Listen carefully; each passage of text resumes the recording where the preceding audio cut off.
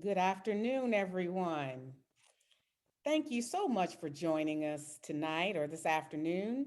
My name is Dr. Christy Murray, and I am representing Alpha Kappa Alpha Sorority Incorporated, the Psi Psi Omega chapter here in Stafford, Virginia. And I'm joined by other Alpha Kappa Alpha members from various chapters.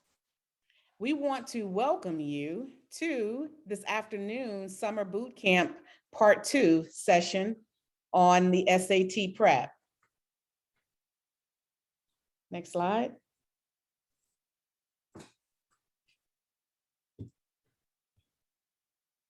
All right, so thank you for joining us. We want to remind everyone that this webinar will be recorded for future use, and we are also Facebook Live today to invite others who didn't have an opportunity to register to join us and to get this rich information that our guest presenter will be sharing. We also may be taking screenshots or photos for our reporting purposes. All lines will be muted until the end of the webinar. Feel free to use the chat function to post comments and questions, and we will have a full Q&A session at the end of the webinar. Have paper and pencil available to take notes, because I'm sure there are going to be numerous golden nuggets of information that you're going to want to make sure that you do not miss. Next slide. The main objectives for the webinar today are to equip students with valuable SAT prep information to support the college admissions and scholarship processes that many students are underway with this year. One of the reasons why we're hosting several of the boot camps over the summer is so that we can provide timely information to students who are gearing up for their junior and senior years of high school and who may be planning to take some of the upcoming SAT tests, particularly the one that's coming up here at the end of August. We also want to share relevant college information that may impact students due to COVID-19. And I do want to make a key point of saying that even though many colleges during COVID-19 are going test optional, and they may not be requiring students to take the SAT or ACT test to get admitted, and I stress admitted into college, many colleges and private scholarship entities are still using SAT and ACT test scores for their admission and for their, not for their admission, but also for their merit scholarship. So if you're interested in getting merit scholarship funding, then we'll need to make sure that you also have taken these tests. This discussion will be interactive, so please feel free to use the chat function to post any questions or comments you have throughout the webinar. So don't wait till the end. Our guest speaker will be happy to try to entertain questions, and we'll help her manage that throughout this webinar. Next slide. Also throughout the webinar, we want to encourage everyone to be attentive and to be engaged, and therefore we will be giving out giveaways in the form of Chick-fil-A gift cards, $10 gift cards throughout the webinar. So certainly stay engaged and stay attentive throughout. Next. All right, I want to also give a special shout out to the 12 Alpha Kappa Alpha Sorority Incorporated chapters who are listed here. I'm not going to read their names, but as you can tell, with our #CAP college admissions process program under our sorority, we have some dynamic chapters who have partnered to bring this webinar and many others to you. So we want to welcome you on behalf of all 12 chapters. Next slide. So we want to also give you a little bit of background on our illustrious, wonderful sorority. Alpha Kappa Alpha Sorority Incorporated is an international Greek letter nonprofit service organization. We were founded on January 15, 1908 on the campus of an HBCU, Howard University. We have over 300,000 members globally, and our program theme that we all execute programs under is exemplifying excellence through sustainable service. We address community needs through 5 key program target initiatives. And the one key themed initiative for today's webinar is Target 1, HBCU for Life, a call to action, and #CAP. But we also want to give a shout out to Target 4, and you'll understand why later with the arts. Next slide. So in terms of Target 1, it is the signature #CAP, which we refer to as the College Admissions Process Signature Program. And this program is designed to assist high school juniors and seniors through their college admissions process. And also we do a lot of work to make sure that they can find funding too. Next. We also want to invite you to upcoming events, one of which I want to certainly highlight, which is the first one. I'm hosting a virtual Youth College Excellence Summit. It is free on next weekend, August 14th and 15th, 2021. It's from 9:30 to 3 p.m. Eastern Time, both days. And the link to register is listed here. I want to encourage students and parents to attend. We have 2 days full of rich dialogue, great professionals sharing their career and professional backgrounds. We have campus life with students sharing their college experiences, and some of which who are also entrepreneurs. We'll be talking about the full college admissions process, how to brand yourself, and we will end with a dynamic conversation around Show Me the Money. How do we find funding for college? And we're talking about scholarships. And speaking of scholarships, our vision and our plan is to award scholarships during this 2-day event. So you'll definitely want to register and stay tuned for more.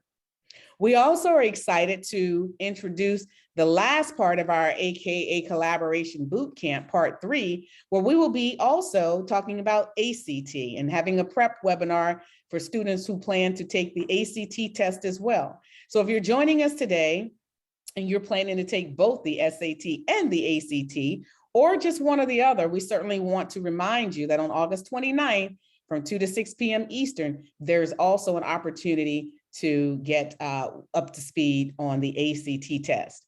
One of the things that I try to encourage students to do, especially those who have plenty of time, is to take both tests, the SAT and ACT test. Why? Because students who can take both can get their results back and see which one they naturally test the best on. And whichever one you test the best on, that's the one you want to give a little bit more rigorous preparation so that you can go in there and blow those scores out of the water and get into the schools you want and get, even equally important, merit scholarships based on those scores. So stay tuned and register for these 2 events coming up soon. Next slide. We also want to introduce to you our #CAP program. We actually work with students locally. Each one of our Alpha Kappa Alpha Sorority Incorporated chapters has a local #CAP program where we invite juniors and seniors to work with us throughout the year. So we're happy to connect you with one of our collaborating chapters or help you to find a home in a chapter near you by joining our CAP program for the 2021-2022 year. Students will receive personalized support from members of our sorority and some of our guests and experts. We will invite you to attend special events such as this boot camp today. Also, we'll help you with the college admissions and application process, writing essays, getting letters of recommendations, understanding financial aid, and again, Show Me the Money, and also making sure that you understand how to best use your time to research and apply for scholarships. There is absolutely all the advantage and all the benefits in the world to joining a CAP program. The link to the application is listed below, or you can indicate your interest in the survey that you'll take at the end of the webinar. So there's a lot of different options, or you can simply email me at christymurray@gmail.com. So there's plenty of ways to express your interest. So our agenda for this afternoon is we'll have a brief introduction of our illustrious speaker. I'm excited about that. And then we will have her move right into her SAT prep presentation, and I promise it will be dynamic. And then we will end with closing remarks with the survey evaluation, our final giveaway, and then our Q&A session. So we invite you, I know from 2 to 6 p.m., it seems like a long time, but let me tell you, this prep work is important. It could make a difference between paying out of pocket, taking out student loans, or not. So stick around to the end. Make sure you get your questions answered. Thank you very much. Next slide. Good afternoon, everyone. I am honored to introduce our presenter, Mrs. Tiffany Walters. Ms. Walters will tell you more about herself today, but by way of an introduction, I would like you to remember 3 words as she guides us and makes us familiar with the SAT and this SAT prep webinar. Ms. Walters is experienced. She has an extensive background in the college admissions process. Ms. Walters is compassionate. She has answered the call numerous times in supporting my chapter, Nu Rho Omega of Hinesville, Georgia, in preparing students in our area with in-person workshops on effectively completing college applications. Ms. Walters is benevolent. She approaches her job helping our youth gain access to college as a service to the community.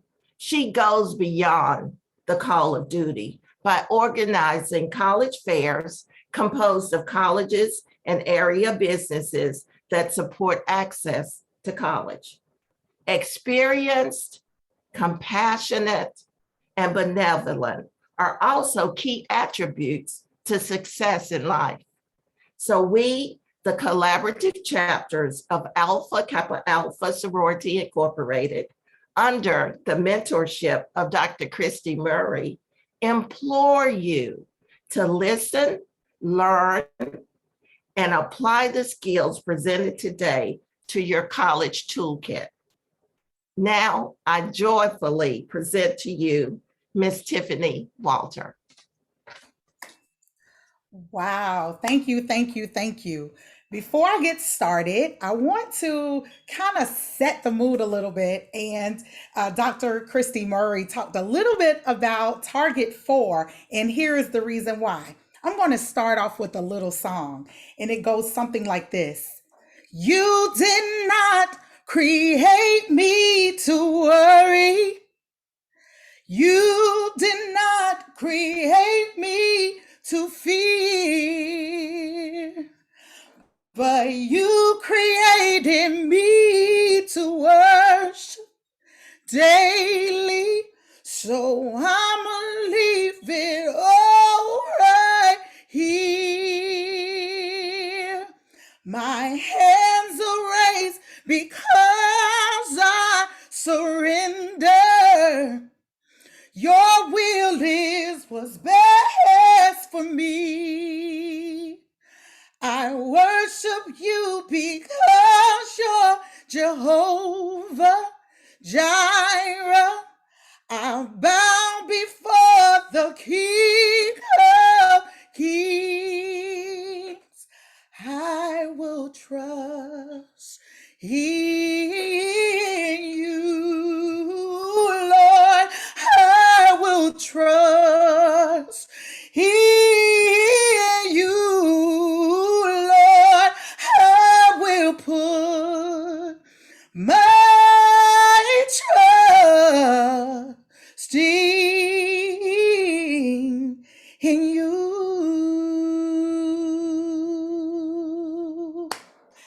All right. So I wanted to lead off with that song for a reason.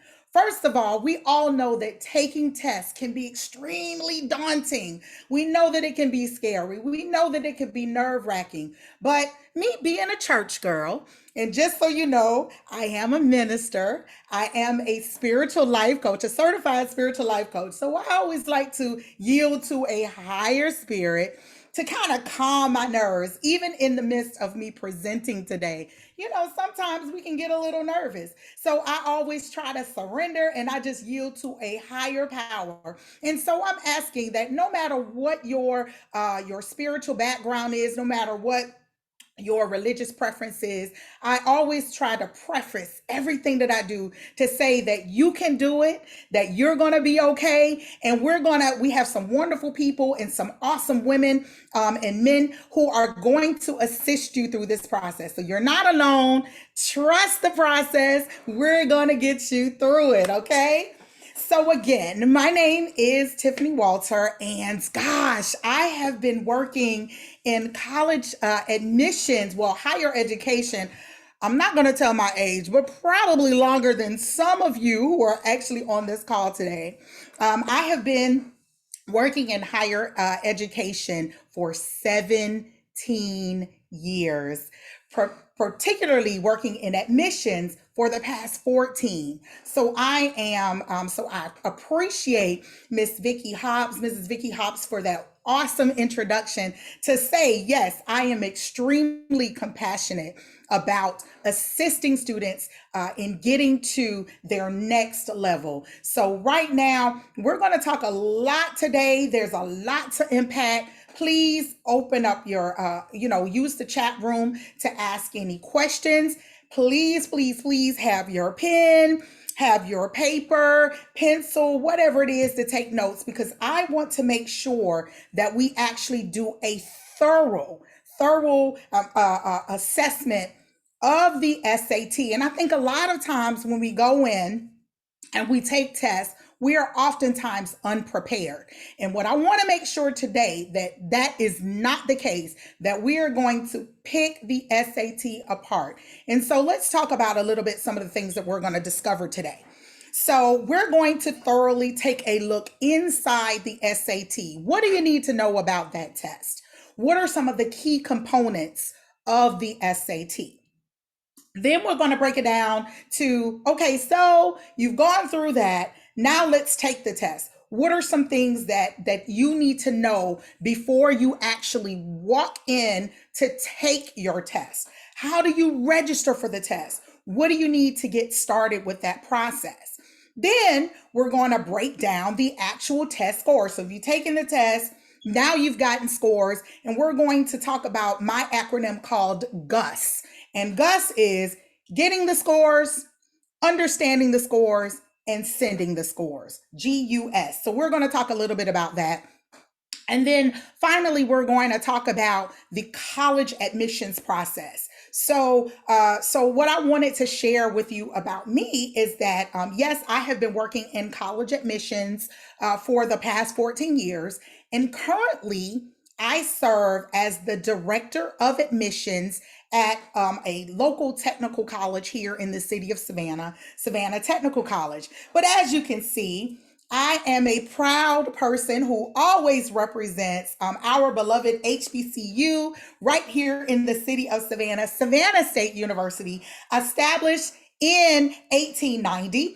And Savannah State University is the oldest public HBCU in the state of Georgia. So I proudly represent and proudly wear my blue and orange today as I present to you all. So, and of course, if you want some more information about Savannah State, we could talk a little bit about that, or the technical college system. We could talk a little bit about that later.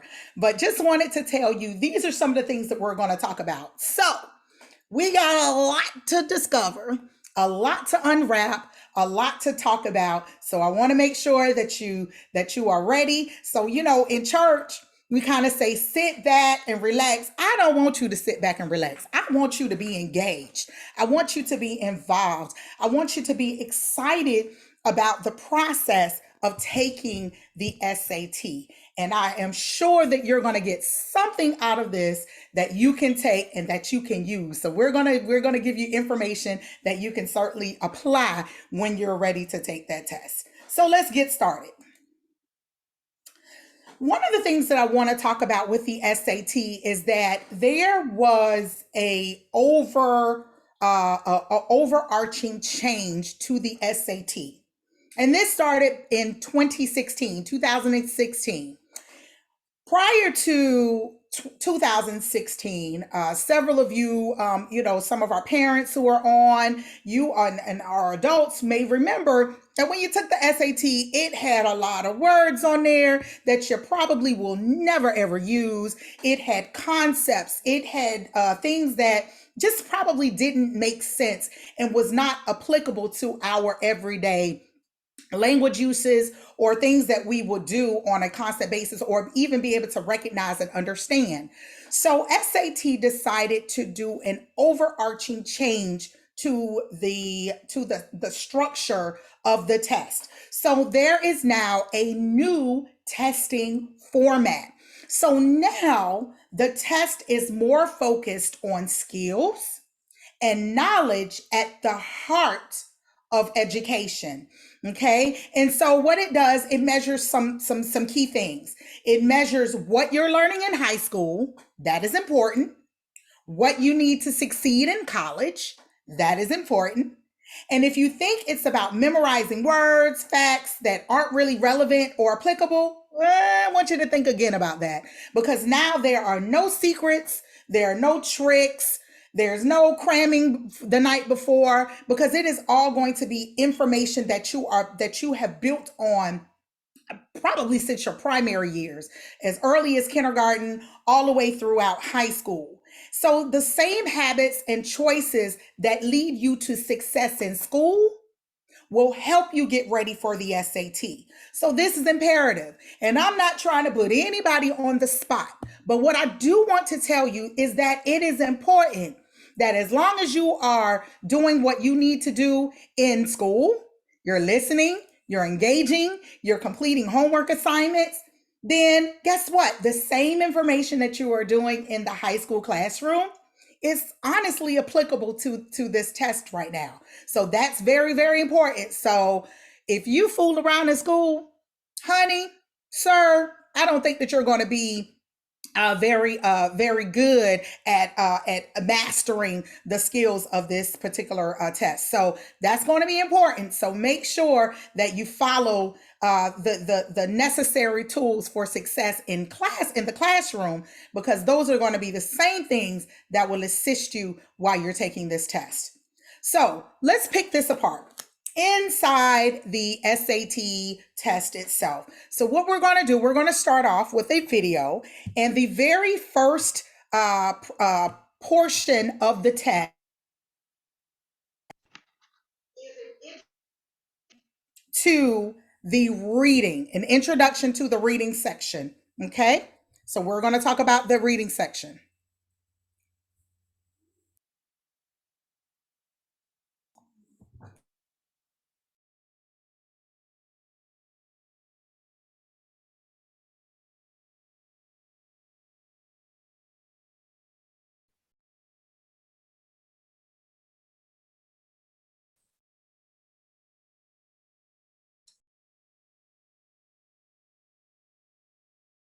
You'll encounter in college.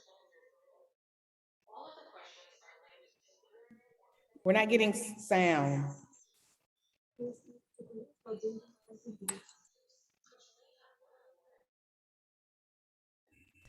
And pair.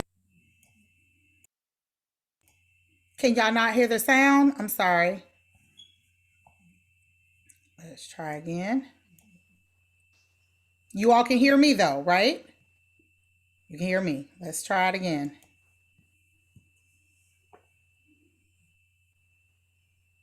The SAT consists of tests in reading, writing and language, and math, Can you all plus hear an it? optional essay. This video focuses on the reading test. This test is designed to measure how well you read and interpret the kinds of texts you'll encounter in college and your career. All of the questions are linked to literary or informational passages from engaging published works. These will include single passages, which may have one or more informational graphics, and paired passages. You'll have 65 minutes to read the passages and answer 52 questions. There is one literary passage on the test, which is drawn from an American or international work of fiction, such as a short story or novel. The remaining passages will be informational, taken from nonfiction works in the areas of history, social studies, and science.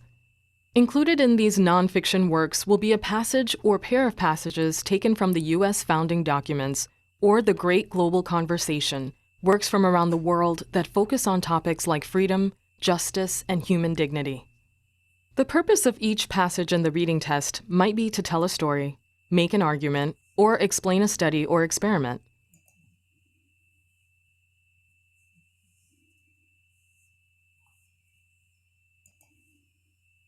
The passages will range in complexity from a 9th grade level up to what you would expect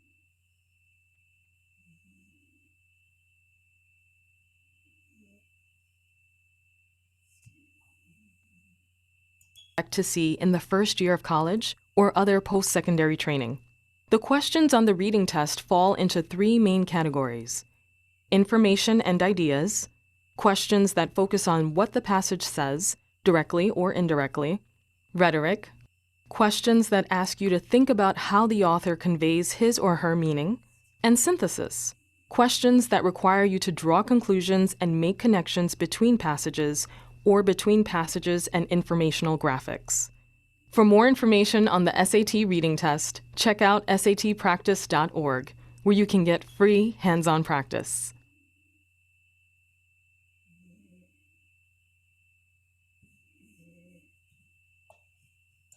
Okay, so it appears that I think every time someone enters the room, I think it pauses the video for some reason.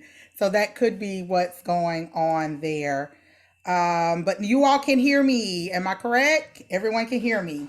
All right. So that was just a quick overview of the reading test. So let's kind of break that down. So that was just a quick little snippet of the video. So let's talk about the quick facts of the reading test. So all reading test questions are multiple choice, and they are going to be based on passages or paragraphs, right? And so what some of the passages will do is they are paired with other passages. There may be informational graphics such as tables. There may be some graphs. There may be some charts that accompany some of the passages. There's not going to be, there won't be any math that is required in the passages. It's really going to be comprehending what you're reading, right? So the idea is that the information on the reading section will give you prior topic specific knowledge. And so anything that you may have learned before, it's not going to be something that, or should I say, it's never tested if you already have a specific knowledge or a specific topic in mind. It's going to be typically random, just kind of general, right? And so the reading test is part of what they call the evidence-based reading and writing section. And I'll break down each of the sections or show you how it looks when you look at the actual score report, okay? So here is what the test will always include. And this is important, so take notes on this. There will always be a passage from a classic or contemporary work of U.S. or world literature. So you may have a passage that talks about the Constitution, or you may have a passage that talks about the preamble. So those are things, again, in history, in history class, and I've heard young people say this, gosh, we're learning all of this stuff, but we're not going to use any of this. Well, guess what? Here's your time that you're going to be using that information. So it's always going to have some classical or contemporary work that is relative to U.S. history or U.S. literature or world literature. So make sure that you understand that. There will always be a passage or a pair of passages that is either about a U.S. founding document, like I said, a preamble, the Constitution, or something in context to the great global conversation that they inspired, okay, such as the Emancipation Proclamation. Those are things that will be incorporated, or something such as a speech by Nelson Mandela. You may see something like that on the test. The selection, there will always be a selection about economics, psychology, sociology, or some other social science. Again, here in the state of Georgia, all states are different, but for those who are a part of the state of Georgia, in high school, in order to complete high school, you have to have 4 years of an English, 4 years of a natural or physical science. You have to have 3 years of a history, inclusive of a social science. You have to have your foreign language of some sort. And so, and then so this aligns with what most states require you to have. So again, you're going to talk about something every college requires, or most colleges do require, that students have had the opportunity to take economics or a political science course. These are standard courses that are required. Okay.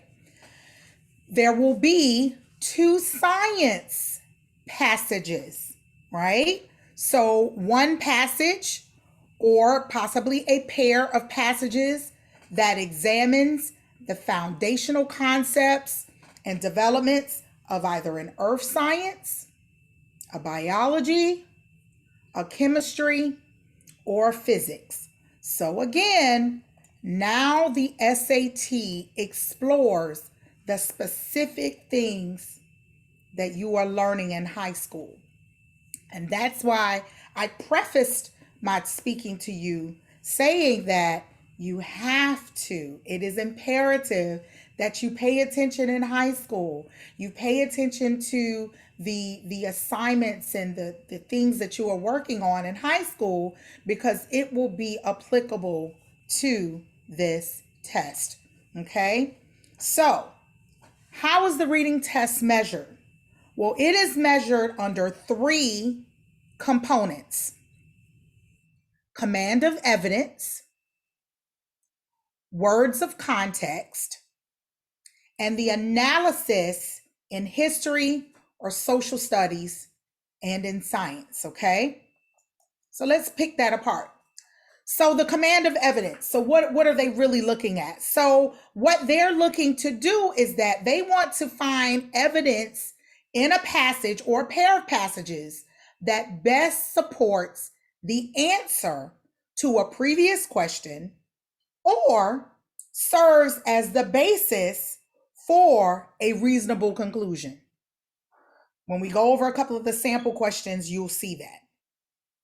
Number 2, under command of evidence, they are measuring how to identify, can you identify how the authors use evidence to support what they're stating in the passage? Okay. The third thing is they want to make sure that you as a test taker can find a relationship between a graphic that may have been provided and the passage itself.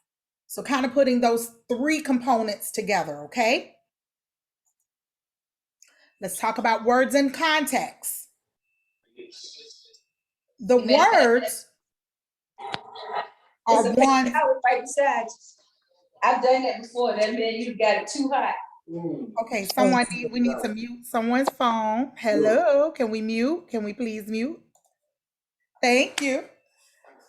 All right, words and context. Words and context. The words are ones that you will use in college. I promise you, the things that you're going to take on this test, it is going to be applicable to what we're using or what we are seeing in college English, in your introductory psychology or sociology classes, as well as in the workplace. So the information that you are seeing on this test is not just going to be applicable to the test.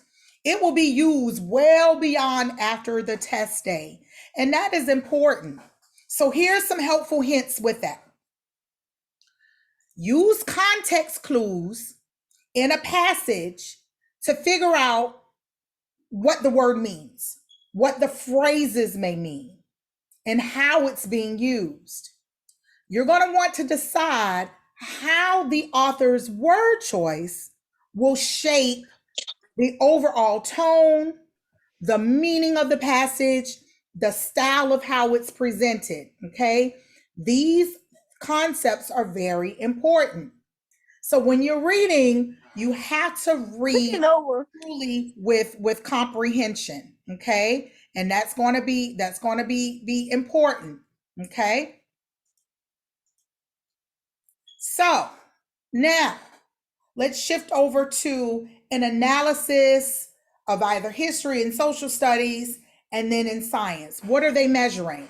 Well, first of all, the reading test includes passages that are part of history, it may be social studies, and it may be science.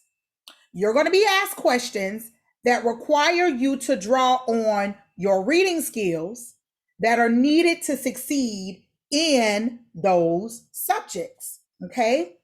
Their answers are going to be based only on the content that's stated in or even implied in the passage. So they're not going to ask you a question and it has absolutely nothing to do with the passage that you're reading. Certainly to include or it's going to be implied or it's going to be directly stated in the passage. So again, there's no trickery on the SAT now. So for instance, you might read about an experiment and then you see some questions that will ask, examine the hypothesis. Hypothesis is a word that you should have used in science already. Interpret the data. Consider the implications. So those are going to be some things that you're going to hear or read or see a part of the test. So let's break down the test and see what we can come up with, okay? So I want to break this down and we're going to have some sample reading test questions. So what I am going to do is this is an opportunity for you all to be engaged in the process, and I want you to have some time to read the passage and answer the questions. But before we do that, does anyone have any questions, comments, concerns thus far? And you can throw them in the chat. Anyone have any questions? Anyone have any questions? All right, so we're going to go to our actual test questions here. And again, my presentation is directly from the College Board website. And if you have not visited collegeboard.org, I encourage you to do that because number one, that is where you will prepare for the SAT test. That is also where you will register for the SAT. And so I encourage you to go to this website if you have not already done so. Okay, so this is the reading sample questions. And as you can see, the test gives you very specific instructions. So let's read the instructions. So directions below, this is representative of what you will encounter on test day, okay? What you're going to do is you will turn to section 1 of your answer sheet to answer the questions in the section. Again, they give very specific instructions here. Each passage or pair of passages below is filled by a number of questions. After reading each passage or pair, choose the best answer to each question based on what is stated or implied in the passage or passages and in any accompanying graphics such as a table or a graph.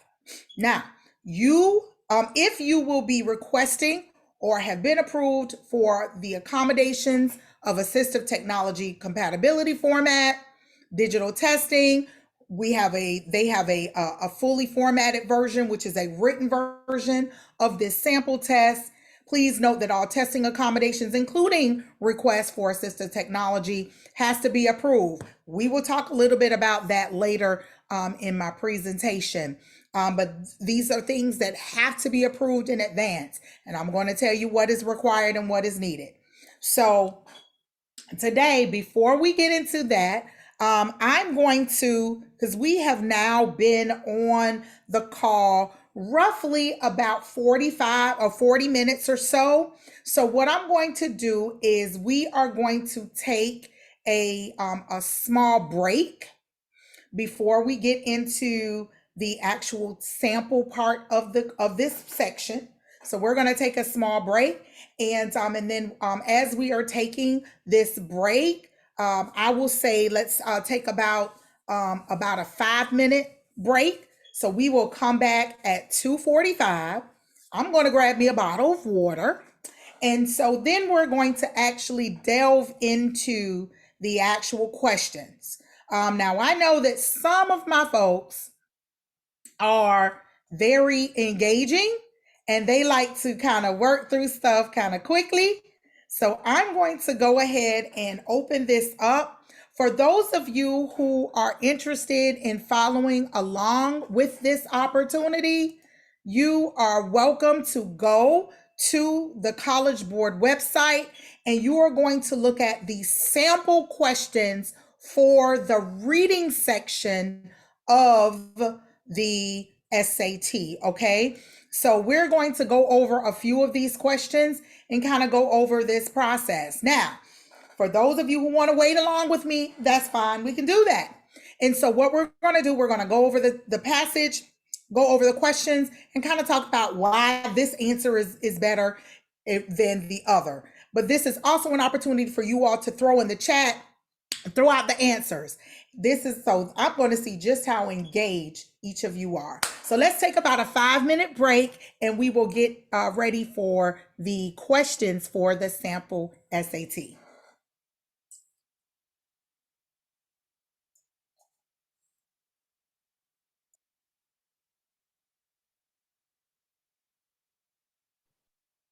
While we're taking the break, for those who are listening, I just want to put in an announcement that the next SAT test date is coming up on August 28th, 2021.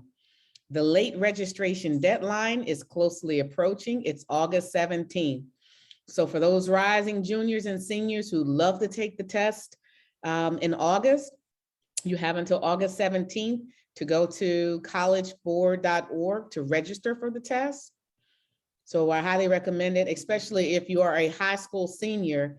Taking the test in August is very important because you want to start applying to colleges between the window of September to December for getting a decision, an earlier decision than normal, because most colleges give out their financial aid on a first come, first served basis.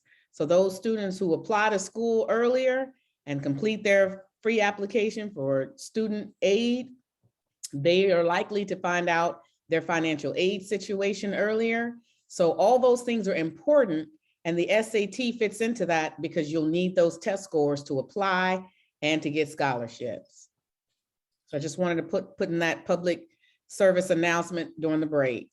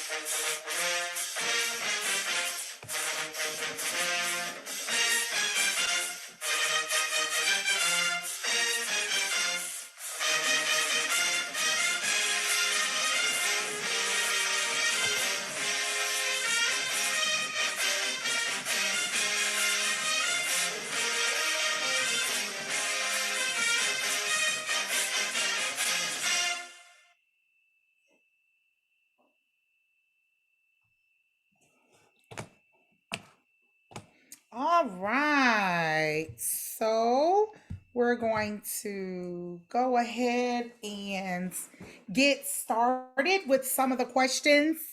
In the chat, I did give you the link to the sample questions that we're going to go over so you can follow along at home. So I have prepared you all with the link. Again, like I said, everything that I'm talking about today is directly from the College Board website. So what we're going to do is we are going to go over this particular reading section. We're not going to be able to get through all 24 questions, which is why I provided the link for you all, because I want you all to, or the idea is that you get these samples and then you can go back on your own time and kind of go over the questions a bit more thoroughly when we have a lot more time. Okay, so that's the idea, that you will at least go back to the sample questions. So for the sake of time, we are just going over questions 1 through 5 that is based off of this passage. Okay, so now I'm not asking everybody to read this. However, so I think what I'll do is, I don't know if one of the members would like to read, or do you think we want to have the students read? What do you all suggest? Dr. Murray, what do you think? Let's get the students I involved. like that idea. Okay, so I want to volunteer to read the passage. I know it's lengthy, so give me a volunteer. Somebody's gonna volunteer. Let me see.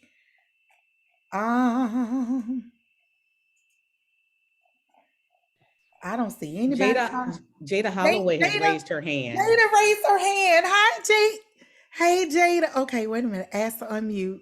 There we go. There you go, Jada. Thank you. So you just want me to start at the top? Yes. And so what we're going to do is which was a great suggestion. Someone suggested, let's break up the passage so you're not reading the entire passage.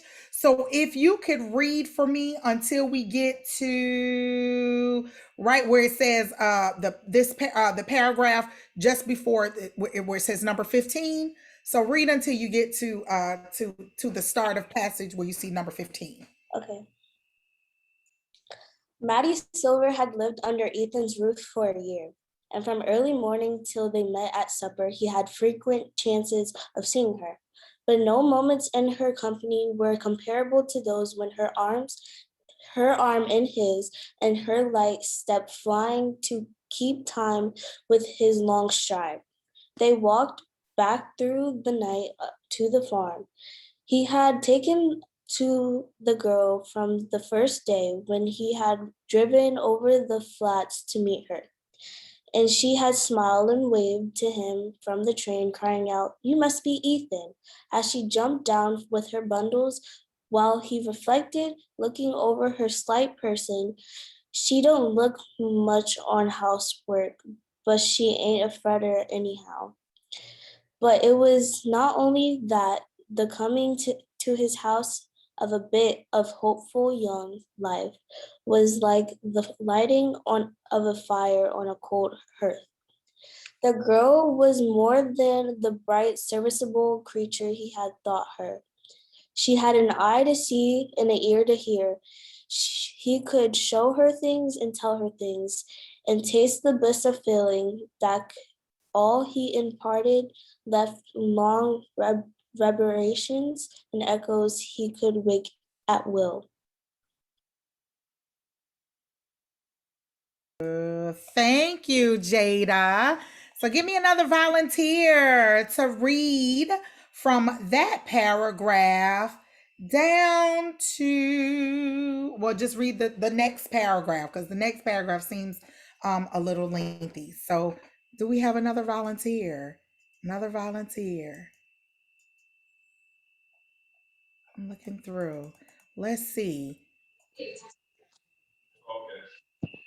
Cassandra Chambliss, one of the members, has agreed to read the next one. Thank you. Thank you so much.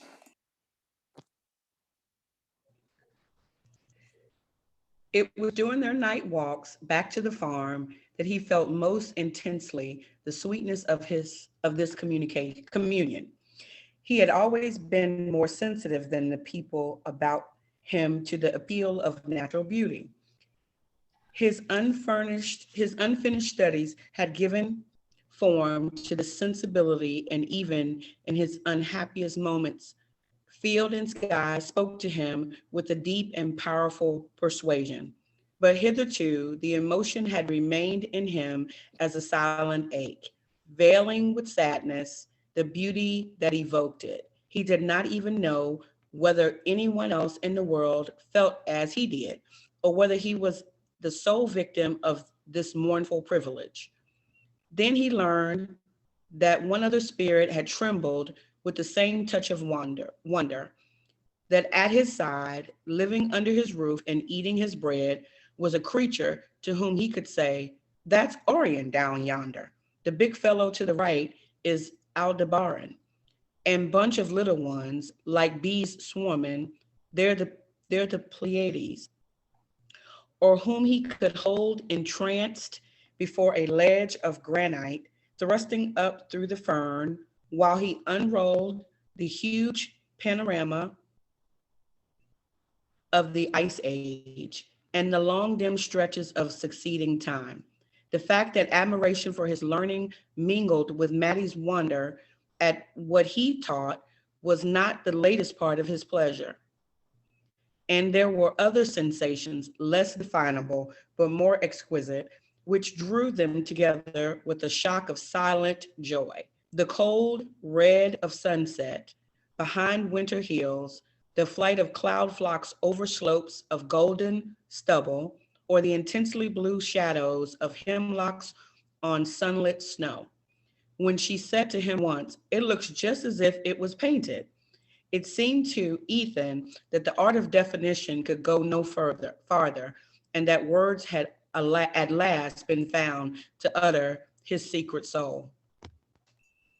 Thank you You want me so to continue much. reading? Yes, thank you. And I do see Stacy Lawton. I see your hand was raised. So if you can finish it up for us, that would be awesome. Thank you. Where did you stop at again? It will be at 35, line 35. Okay, thank you. As he stood in the darkness outside the church, these memories came back with the poignancy of vanished things. Watching Maddie whirl down the floor from hand to hand, he wondered how he could ever have thought that his dull talk interested her. To him, who was never gay, but in her presence, her gaiety seemed plain proof of indifference. The face she lifted to her dancers was the same which, when she saw him, always looked like a window that has caught the sunset. He even noticed 2 or 3 gestures which, in his folly, he had thought she kept for him, a way of throwing her head back when she was amused, as if to taste her laugh before she let it out, and a trick of sinking her lids slowly when anything charmed or moved her. Thank you. Thank you. Thank you. All right. So we got through the passage, right? So let's pick this apart. So it says, over the course of the passage, the main focus of the narrative shifts from the A, B, C, or D. So A is reservations a character has about a person he just met, to a growing appreciation that character has of the person's worth. That's A. B, ambivalence a character feels about his sensitive nature, to the character's recognition of the advantages of having profound emotions. C, intensity of feeling a character has for another person to the character's concern that that intensity is not reciprocated, or D, the value a character attaches to the wonders of the natural world to a rejection of that sort of beauty in favor of human artistry. So those are your 4 answers. So before we answer, let's kind of pick the passage apart. So it opens up where you have this person by the name of Maddie Silver, right? And so she lived under, or she was living with this guy, Ethan, for the past year. And so one morning they get up and she gets a chance. She's like, oh, you must be Ethan. She hadn't seen him before. She's been living, I guess kind of living in his home or living in his apartment, or as they say, the flats. And so anytime I see flats, that's typically that's synonymous for apartments in England. Okay. So she is she works for Ethan. So I believe that it's a case where she's working for him. She's in his and she's kind of in his home, but I don't think that she ever actually saw him or met him prior to this time. And so she was like, so he happens to pull up, he comes in, and she's like, oh, you must be Ethan. So he comes down, and so now they have this exchange of emotion, right? And so they're talking about, and so he has this whole a feeling, or she has this entire feeling where they're looking up in the sky, and they're seeing the stars, and they're seeing the earth, and they're seeing everything, and just enamored by this feeling, right? So, and they have very descriptive words that talk about or how they describe the atmosphere that is around them as he and she are engaging in conversation. So how Ethan is engaging in conversation with Maddie. So with that being said, and kind of looking at some of the keywords and passages, what do you think is the best answer for what the main focus of this narrative is? And if you don't mind, if you would just throw in your answer in the chat. A, B, C, or D. A, B, C, or D. And I'm going to give you enough time to kind of go over the passage if you need to.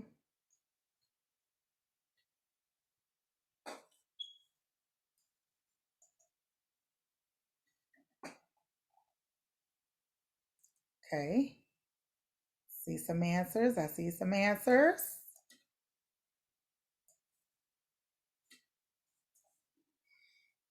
Give you a few more minutes to kind of look over it.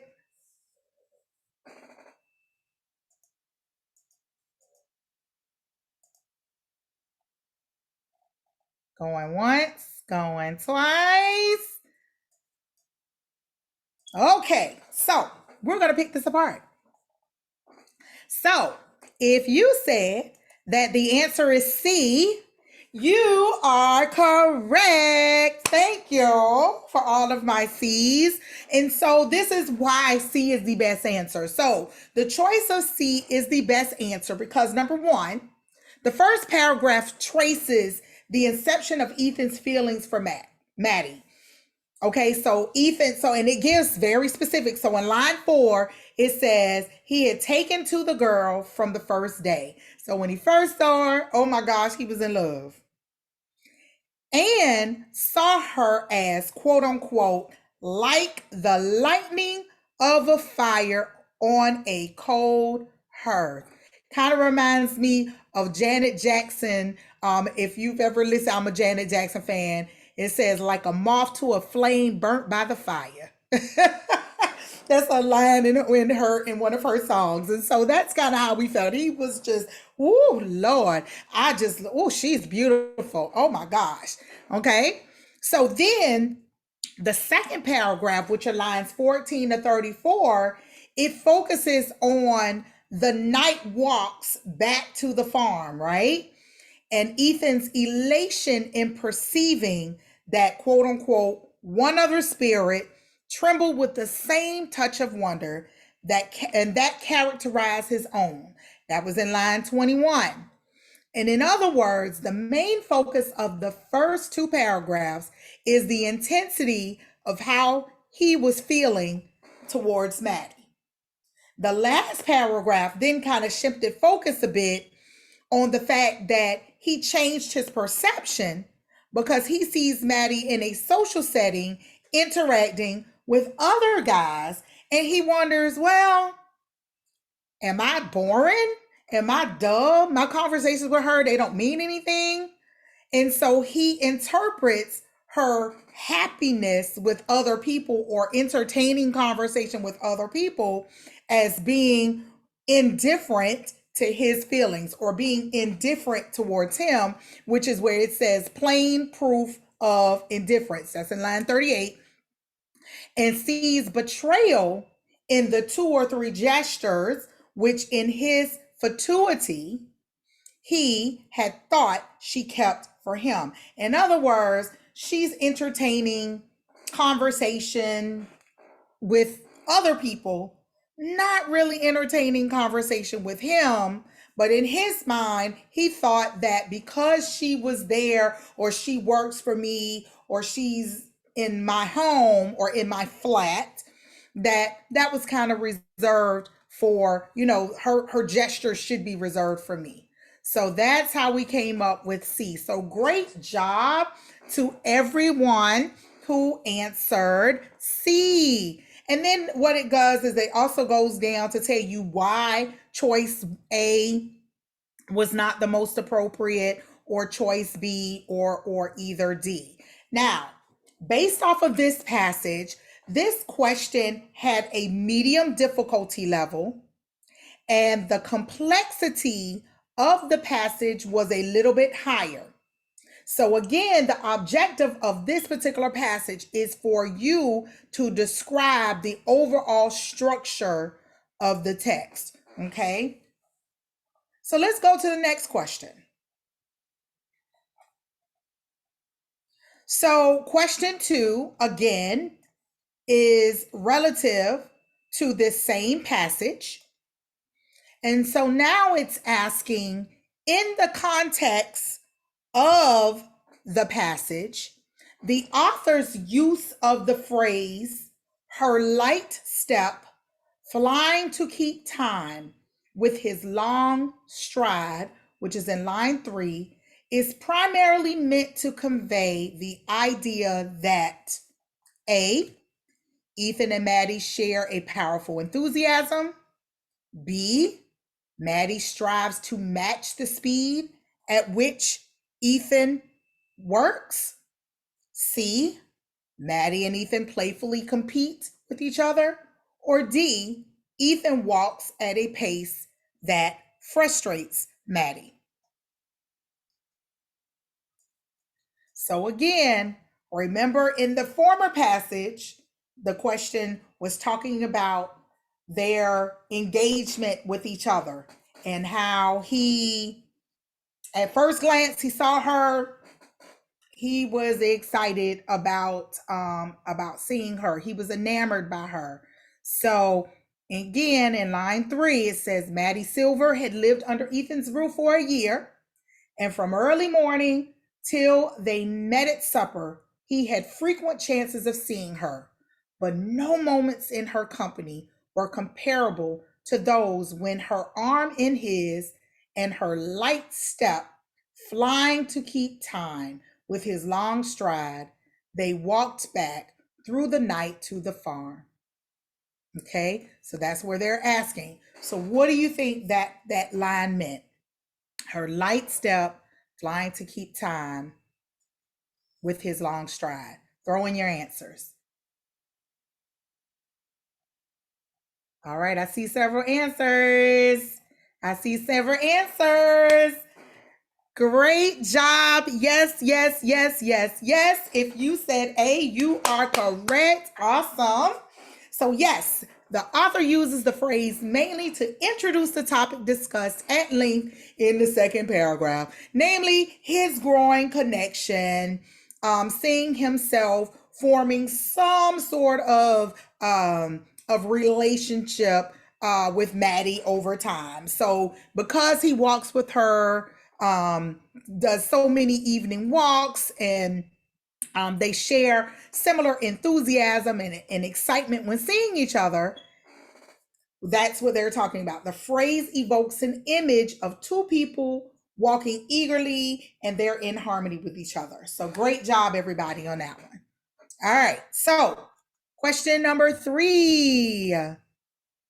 So again, just take a pause. If you notice, again, this is how the SAT will be. If you notice, you have this lengthy paragraph, and then you have a sequence of questions that you have to answer per each question. And each question is slightly different, and it's going over different things. So the first question was giving overall concept, right? The overall structure of the text itself. The second time, now it's talking about how certain passages or words, the meaning of certain passages and certain words. So Cassandra, yes, I'm glad that you are attending today too. And again, that's why I wanted to kind of go over these things so that we can make sure that we kind of hone in on certain key little concepts of the test. All right, so now question 3. The description in the first paragraph indicates that what Ethan values most about Maddie is her what? So it's A, her fitness for farm labor, B, her vivacious youth, C, receptive nature, or D, freedom from worry. So what do you think is the first paragraph? What is he most concerned about?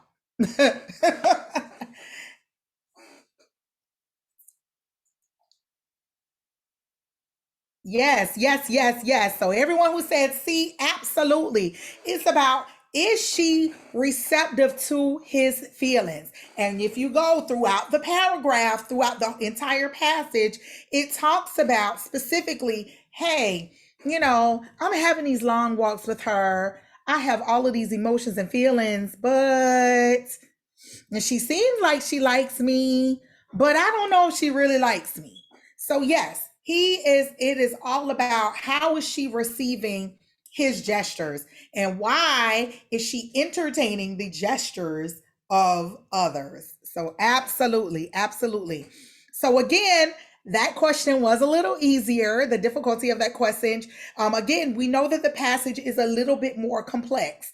Again, the objective for you to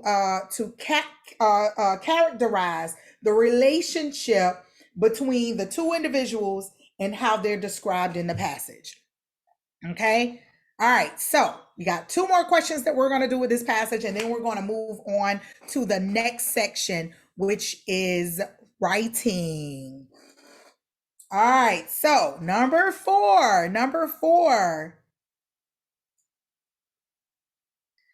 The question is, which choice provides the best evidence for the answer to the previous question? So again, we already knew that the previous question was what was most important to him, what was his takeaway, and it was about her receptiveness and how receptive she was to his gestures, to his long walks, how he engaged in her, and how he liked to walk hand in hand with her in the evening times. So which choice provides the best evidence for the answer to the previous question? So this is going to require us to look in the passage and identify Which of the lines gave us that answer? And so if we go through lines 1 through 4, which are here, those are lines 1 through 4. Will it be lines 4 through 8, which are here? Is it lines 8 through 10? Actually, 4 through 8 is like around here. 8 through 10 is right here. Or is it lines 11 through 13? So I'm going to read each of the lines. So lines 1 through 4 is Maddie Silver had lived under Ethan's roof. Then it goes on, but no moments in her company were comparable to those when her arm in his or her light step flying to keep time with his long stride. They walked back through the night up to the farm. That was lines 1 through 4. Lines B, which is 4 through 8, is he had taken the girl from the first day when he had driven over the flats to meet her. She had smiled and waved at him from the train, crying out, "Oh, you must be Ethan." She jumped down with her bundles while he reflected, looking over the slight person. All right. So then it goes 8 to 10, which is she don't look much on housework, but she ain't a fretter anyhow. But it was not only that the coming to his house of a bit hopeful young life was like the lighting of the fire in a cold earth. And then we go to lines 11 through 13. The girl was more than the bright, serviceable creature he had thought her. She had an eye to see, an ear to ear.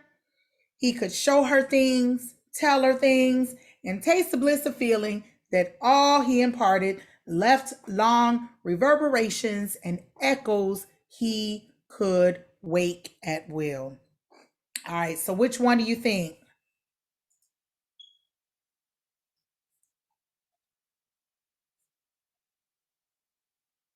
All right, going once, going twice. Yes, for those of you who answered D, absolutely. It explains just what I just read. That she had an eye to see and an ear to ear. And he could show her things. So again, in other words, Maddie was open or receptive to ideas and experiences. So again, the key word was the receptiveness of her was he believed that she had an eye to see and an ear to hear to receive the things that he was imparting in her. So absolutely, that was D. All right, and so the last one, and then we're going to shift over to the next section of the test, is the author includes the descriptions of the sunset, the clouds, and the hemlock shadows, which is in lines 30 and 31, which are about right here. Primarily to, and what do you think the author is trying to tell us by using this particular line? And there were other sensations, less definable, but more exquisite, which drew them together with a shock of silent joy. The red of the sunset behind winter hills, the flight of cold flocks over slopes of golden stubble, or the intensely blue shadows of hemlocks on sunlit snow. What do you think that he was trying to do, the author was trying to do here? A, suggest the peacefulness of the natural world. Do you think it was B, to emphasize the acuteness of the two characters' sensations? Do you think it was foreshadowing about the declining fortunes between the two people?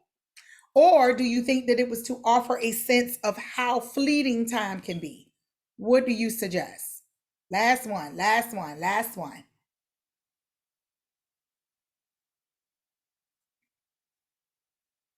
Yes, yes, yes, yes. Everyone who answered B, absolutely.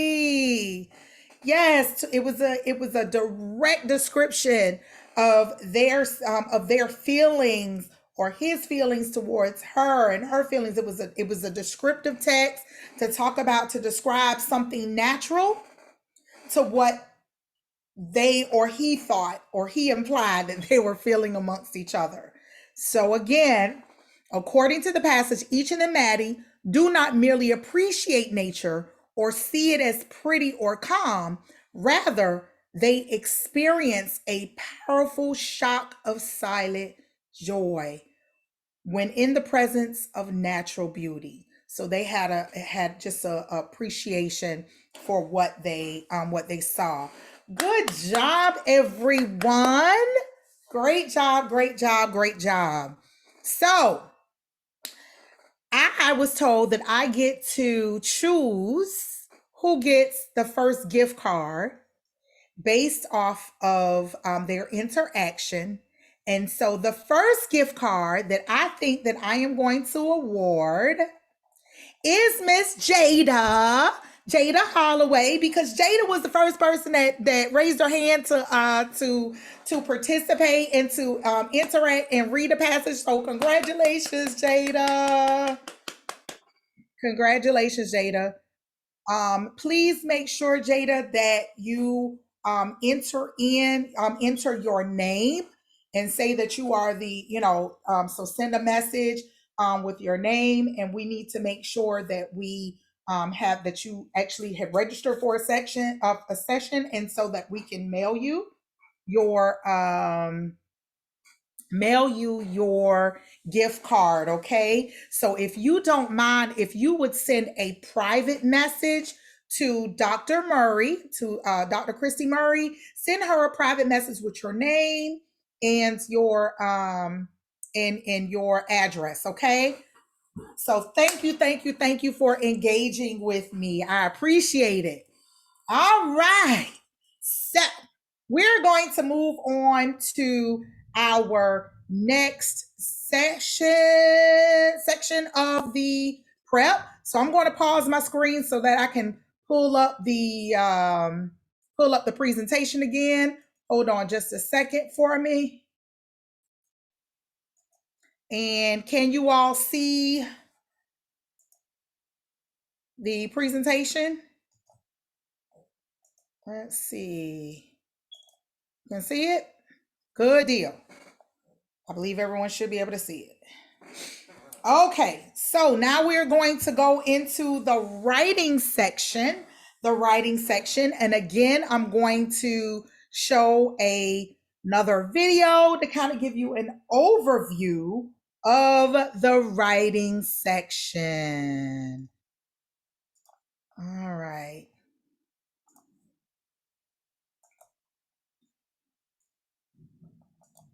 Recording. This is the greatest idea you'll ever hear. The SAT consists of tests in reading, writing and language, and math, plus an optional essay. This video focuses on the writing and language test. In this test, you'll use your skills and knowledge to revise and edit passages. You will have 35 minutes to read 4 passages and answer 44 multiple-choice questions. The topics for the 4 passages are careers, science, humanities, and history or social studies. The writing modes of these 4 passages will vary. One will be narrative, at least one will be argumentative, and at least one will be informative or explanatory. Certain passages and some questions will include tables, graphs, or charts. A graphic may provide additional support for a point made in the passage. Questions may ask you to use the graphic to correct an error in the passage, or to replace the passage's vague description with a more precise one. The passages and questions will appear this way in your test booklet. The passages may extend to more than 1 page, so don't assume a passage is over until you see the title of the next one. The question numbers within the passage will help you determine the section the question is targeting. When you see underlined text after the boxed number, you will be asked which of the 4 answers results in the most effective expression in the context of the passage. Some questions that ask about an underlined portion in the passage offer directions or ask an actual question. When there are no additional directions or questions, assume that you have to choose the answer that's the most effective or correct. Choose the no change answer if you think the original version presented in the passage is the best choice. Otherwise, pick one of the 3 alternatives offered in the question. When you see a boxed number and nothing else in the sentence, the question will tell you exactly what to do. When the paragraphs or sentences in a passage are numbered, you will have a question about where a particular sentence or paragraph should be placed. All of the questions on this test are based on the context of the passages. You won't be tested on isolated skills or asked to identify specific grammar rules. There are 2 categories of questions. In the first, expression of ideas, you will be asked to improve the development of the topic, the organization of information and ideas, and the effectiveness of the language. The second category is standard English conventions. These questions will ask you to recognize and correct errors in sentence structure, grammar, usage, and punctuation. For more information on the SAT Writing and Language Test, check out satpractice.org, where you can get free hands-on practice.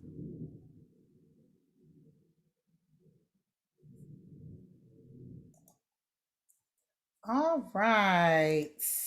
So everyone should have been able to hear this video. I do want to go ahead and tell you that it sounds like there is a horrible storm that's popping up here in the city of Savannah. So hopefully we are praying that the lights do not go out and I can continue the presentation.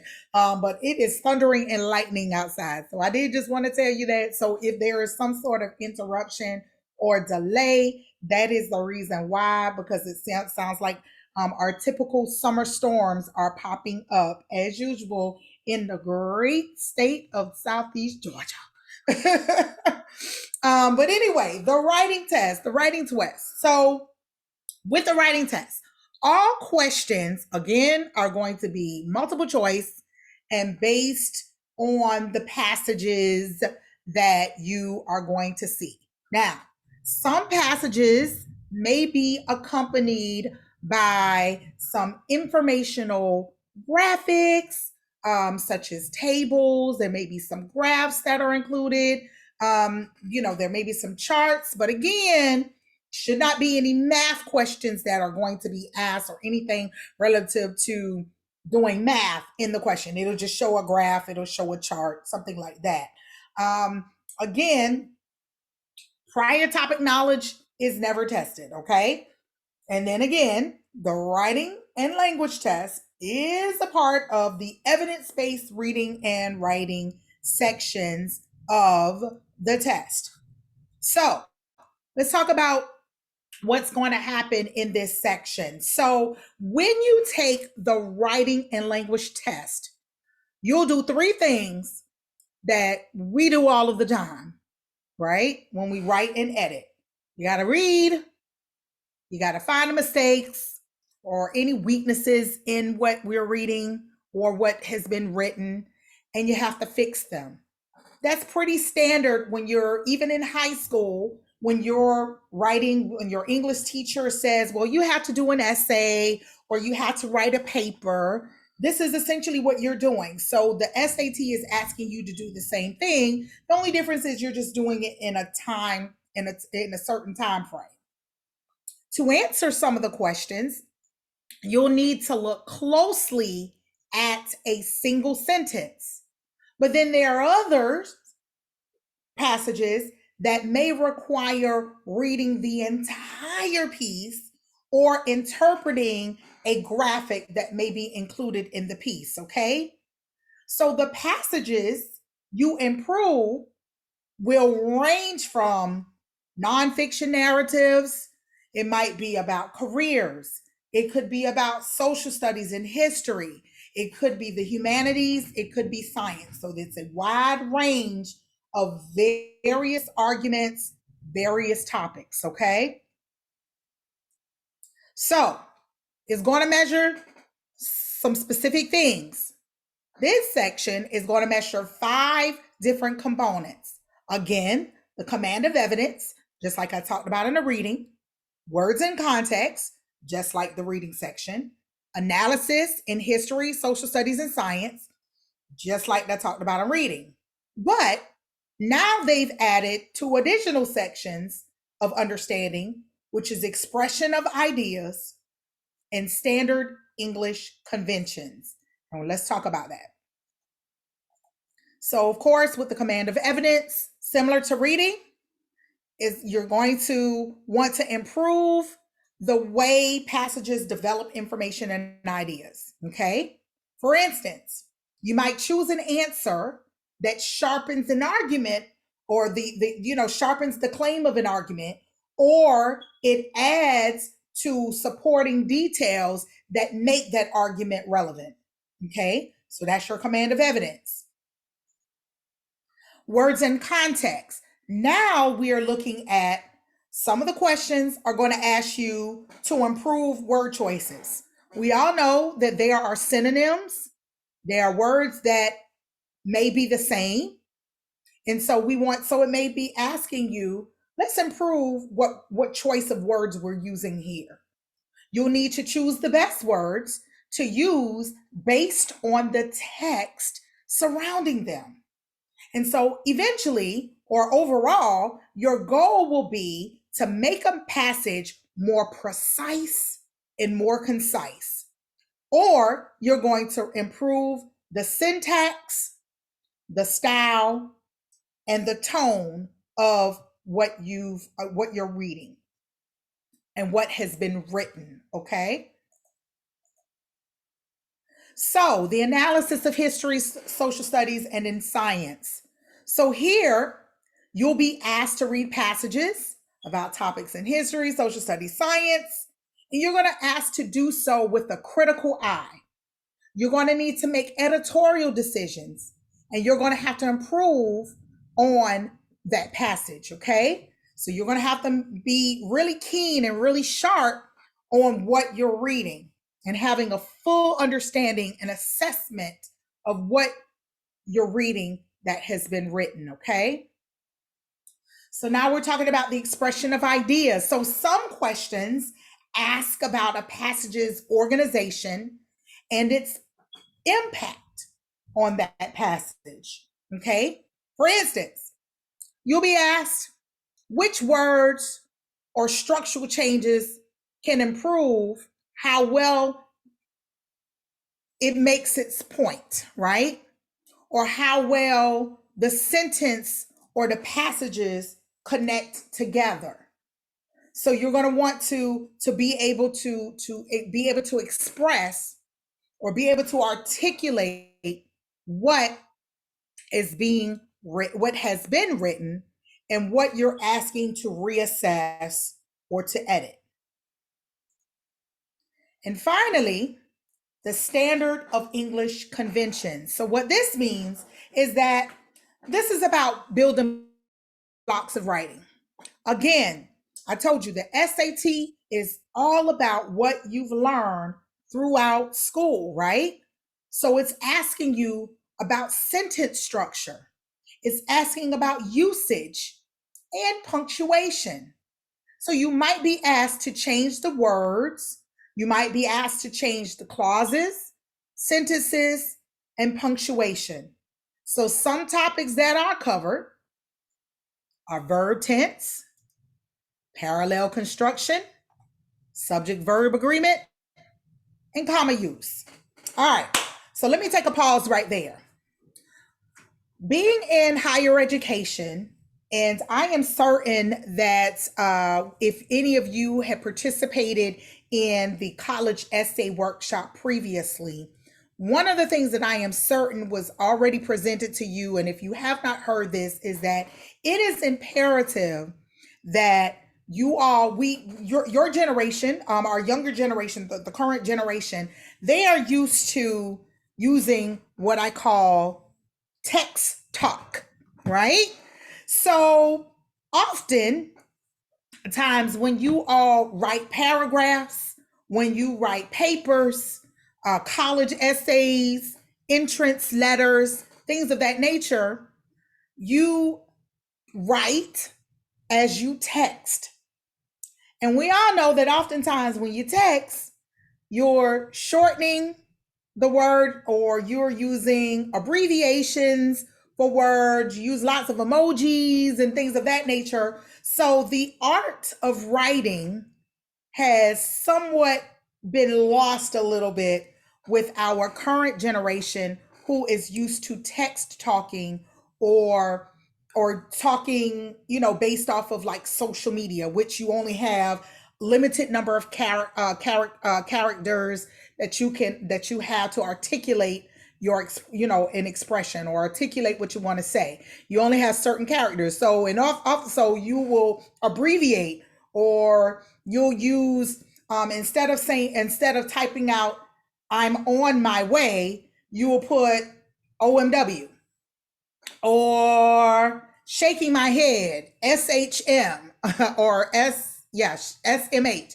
So what I am saying to you is that while yes, there is definitely room for you to use text talk or to write or text, what I am encouraging each of you to do is to make sure that when it comes down to an SAT, when it comes down to sending an email or doing anything professional or academic, it is important that you use correct punctuation, that you write full sentences, that you use the correct subject verb agreement, okay? Correct comma usage. That is important because me as a director of admissions and sitting on scholarship boards and scholarship committees, I'm going to be honest, I have turned away scholarship recipients because they did not write appropriately. So I wanted to make sure that I preface that even with, and talk about that a little bit to make sure that you are mindful of that. When you send an email to a member of a college, like, if you're engaging in conversation with a college representative and you're trying to get into the college that you want, make sure that you're paying attention to that.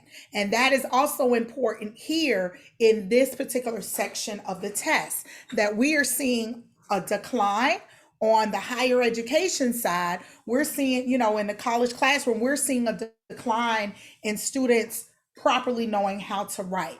When you submit your college application, make sure that you use correct punctuation, right? So that is important, okay? All right. So we're going to go to some sample questions. So again, we're going to take another slight, just a quick little break. We're going to do another, we'll probably this is another section where we will do another giveaway. I'm not going to tell you how we're going to do it this time, but we are going to do a quick little break if everyone needs one. I just need to make sure that everything is okay because the summer storm is coming up. So I'm going to take a slight little it's going to take me about 2 minutes just to check outside to make sure everything is good. And we will come back. While we are doing that, I'm going to turn on a little bit more of my wonderful HBCU band music, because y'all know some of you came in late, but I'm a music girl. So I'm going to turn on the sounds of a couple of bands here while we are waiting. And I'm going to check outside to make sure everything is good with this summer storm. Okay. So I will be right back.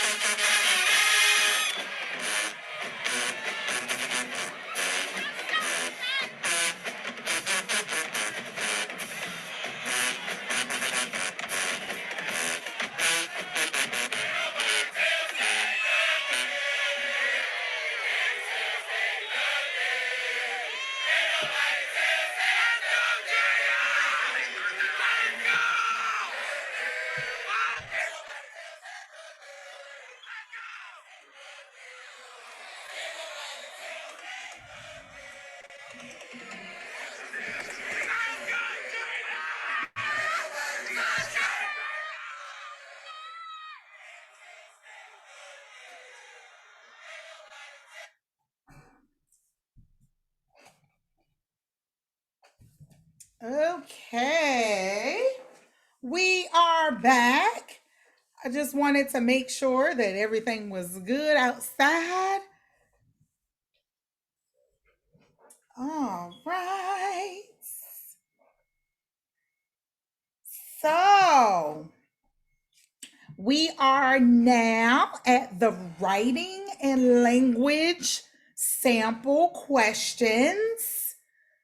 And again, I just want to thank everyone for participating. I know that this is a lot of information, and I appreciate your willingness to be on today, working with us and going through all of this information. So I really, really appreciate each and every one of you. So now we're going to talk a little bit about the writing and the language section.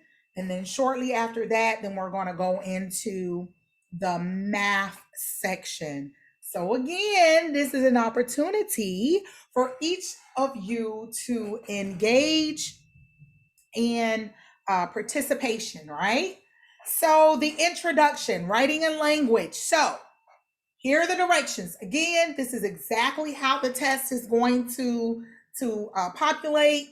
It's going to give you some specific directions in the beginning, and you're going to want to make sure that you read the instructions and make sure that you have an understanding of what it's asking you to do.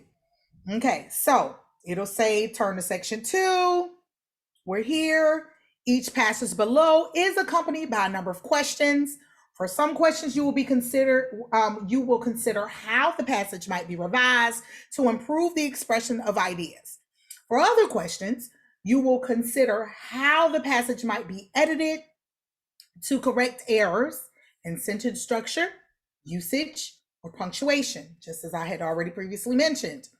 A passage or a question may be accompanied by one or more graphics, such as a table or graph, that you will consider as you make revising and editing decisions. And some questions will direct you to an underlined portion of the passage. Other questions will direct you to a location in a passage or ask you to think about the passage as a whole. Okay, so this next section, we're going to start off with this question. Again, we're not going to have time today to go over the entire 22 questions. Again, just as I said in the reading section, I encourage you to go over this. And then when you have time on your own, to go back and do some of the additional questions. But I can say that because this first paragraph does go over 11 questions, we're going to go over these 11 questions, and then the other 11, which there are 22 in this section, you can do on your own. So with this, if you notice, we have an entire passage here. And just as it said, you can also access this by using Microsoft Word. So your office products, I have provided, and what I will do is let me, just as I did with a reading section, I am going to provide you all with the link so that you all can do this on your own or open it up on your own so that you can go back and look at that.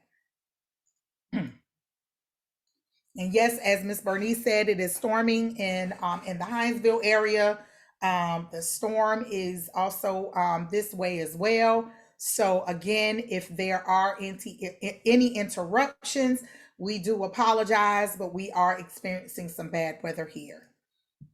All right, so can I get a volunteer to read for me? And this is called A Life in Traffic. So if someone could read these first 2 paragraphs for me. All right, looks like Jada raised her hand again. Thank you. Jada raised her hand, and let's see who was my other person. And Stacy also. Thank you, Jada and Stacy. I appreciate you all. So we're going to so I tell you what, Stacy, if you don't mind, if you will start it off for me, in a life in traffic. Thank you very much. A subway system is expanded to provide service to a growing suburb. A bike sharing program is adopted to encourage non-motorized transportation. To alleviate rush hour traffic jams in a congested downtown area, stoplight timing is coordinated. When any one of these changes occur, it is likely the result of careful analysis conducted by transportation planners. The work of transportation planners generally includes evaluating current transportation needs, assessing the effectiveness of existing facilities, and improving those facilities, or they design new ones. Most transportation planners work in or near cities, but some are employed in rural areas. Say, for example, a large factory is built on the outskirts of a small town. Traffic to and from that location would increase at the beginning and end of work shifts. The transportation planner's job might involve conducting a traffic count to determine the daily number of vehicles traveling on the road to the new factory. If analysis of the traffic count indicates that there is more traffic than the current road as it is designed at this time can efficiently accommodate, the transportation planner might recommend widening the road to add another lane. Thank you. Thank you. Okay, Jada, you take it away, starting at transportation planners. Transportation planners work closely with a number of community stakeholders, such as government officials and other interested organizations and individuals. Next, representatives from the local public health department might provide input in designing a network of trails and sidewalks to encourage people to walk more. According to the American Heart Association, walking provides numerous benefits related to health and well-being. Members of the Chamber of Commerce might share suggestions about designing transportation and parking facilities to support local businesses. Do I read the second paragraph? Yep, keep going. People who pursue careers in transportation planning have a wide variety of educational backgrounds.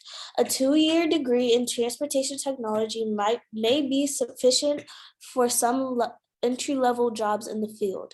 Most jobs, however, require at least a bachelor's degree. Majors of transportation planners are varied, including fields such as urban studies, civil engineering, geography, or transportation and logistics management.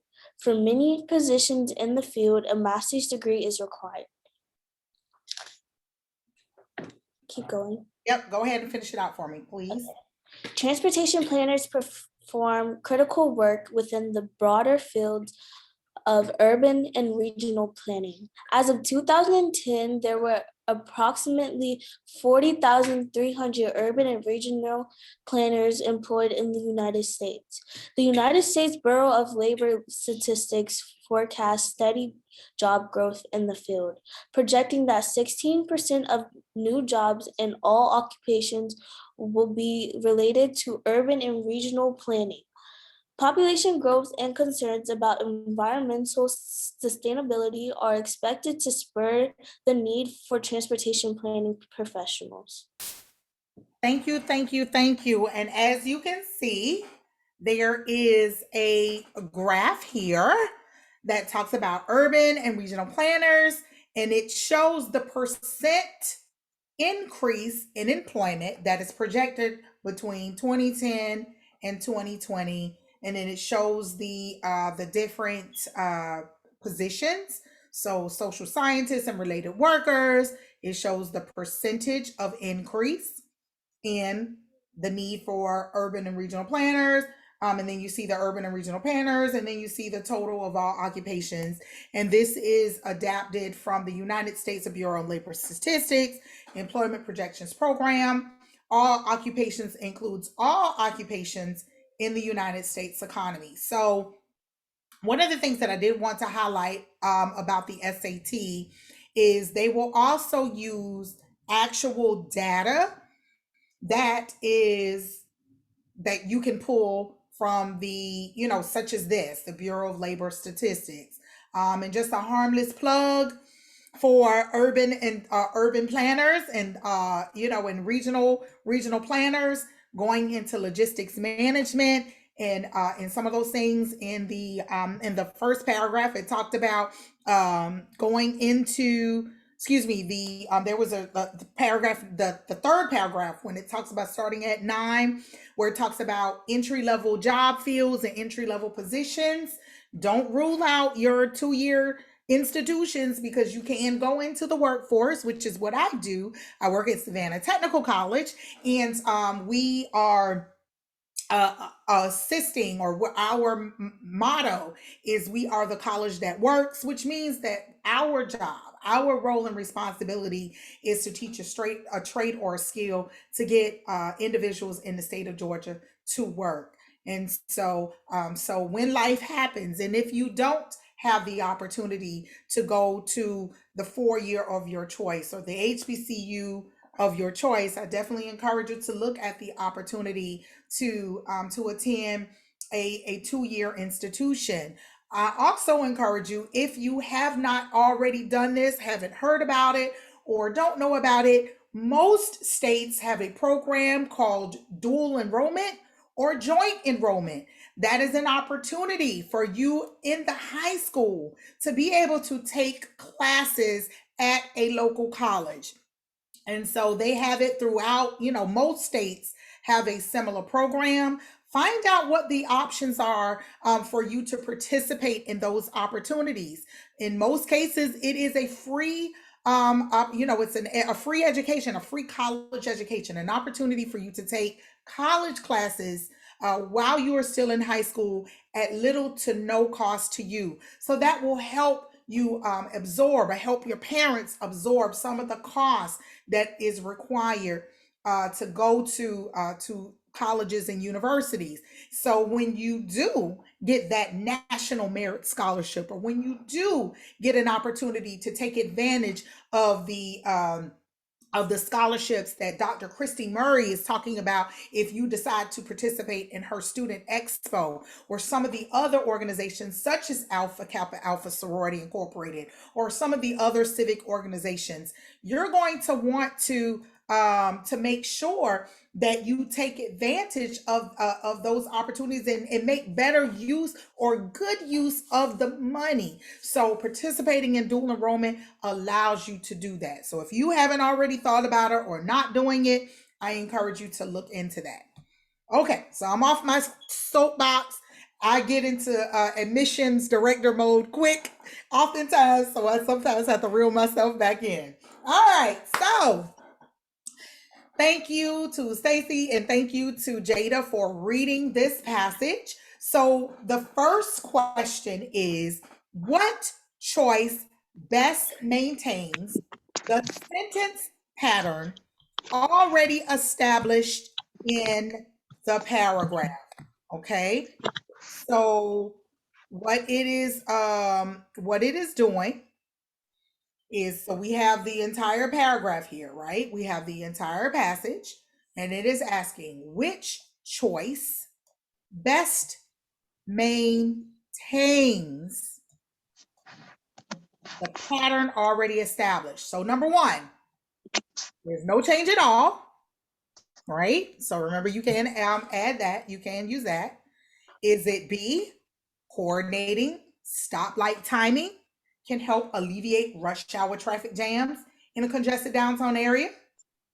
Is it C, stoplight timing is coordinated to alleviate rush hour traffic jams in a congested downtown area? Or in a congested downtown area, stoplight timing is coordinated to alleviate rush hour traffic jams? So which is the correct usage of the sentence, the correct sentence pattern? I'm seeing some answers.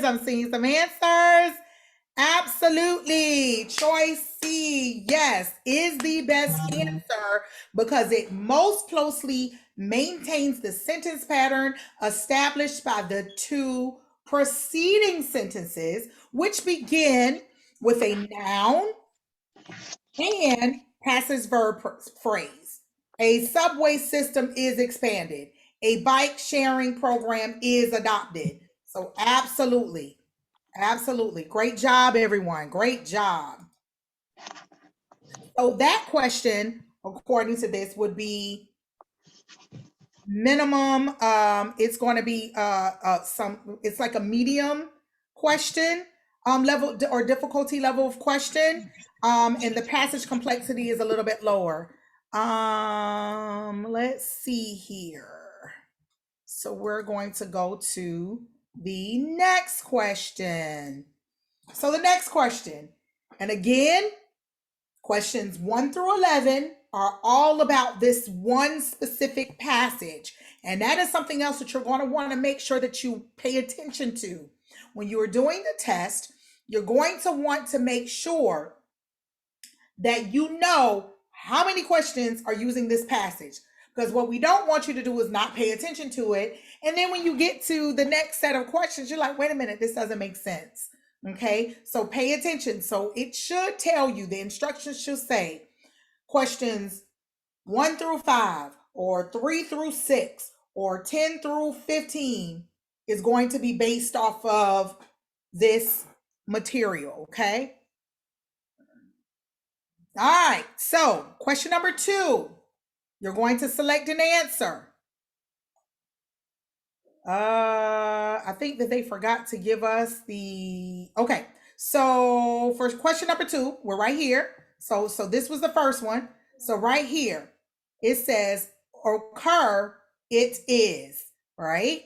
So we are asking, so what they're asking is, which is the correct phrase or the correct phrase that should be used, right?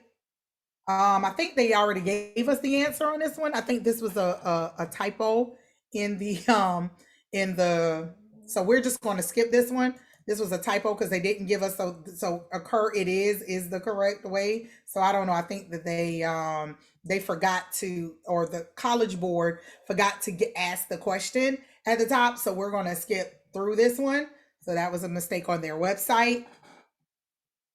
All right, so if you are using assistive technology, here's a more difficult question, or the difficulty assessing the sample. You can use the Microsoft Word to download.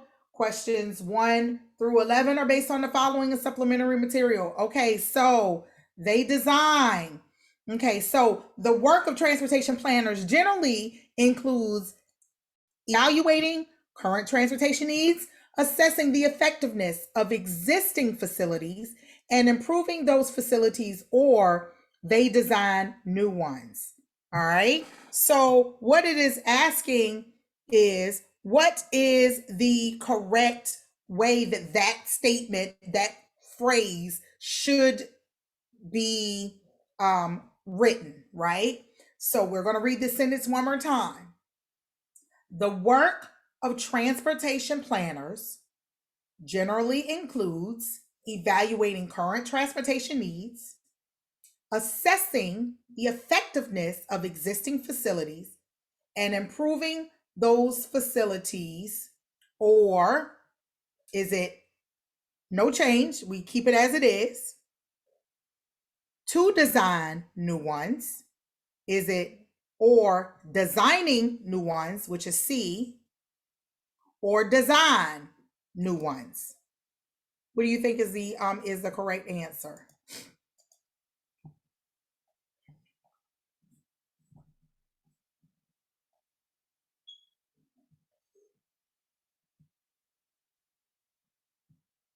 Going once, going twice. Yes, Jada and Noah. Yes, absolutely. C.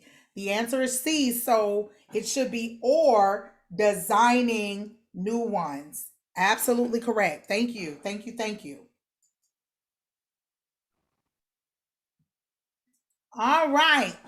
Question 4. Question 4.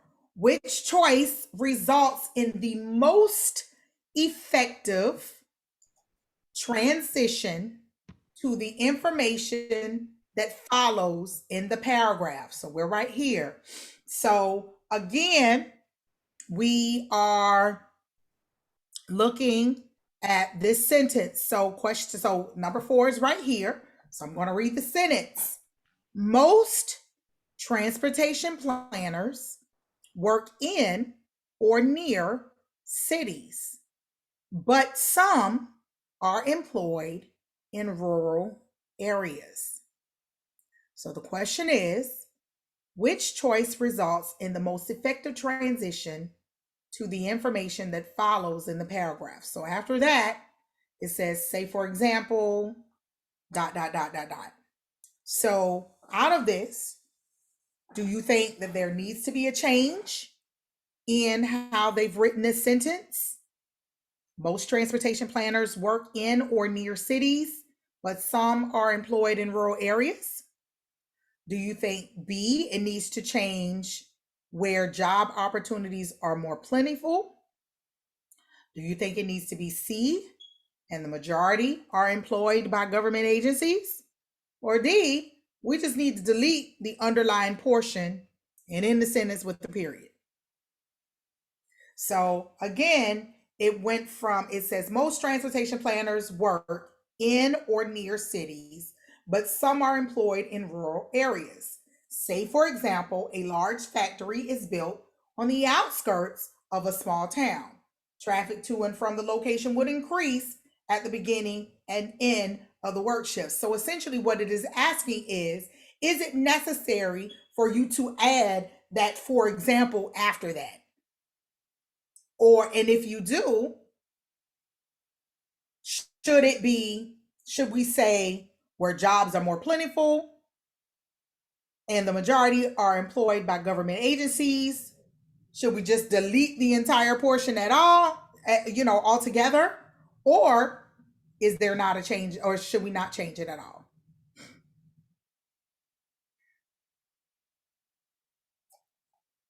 What do you think? What do you think? I see one answer. I see 2 answers.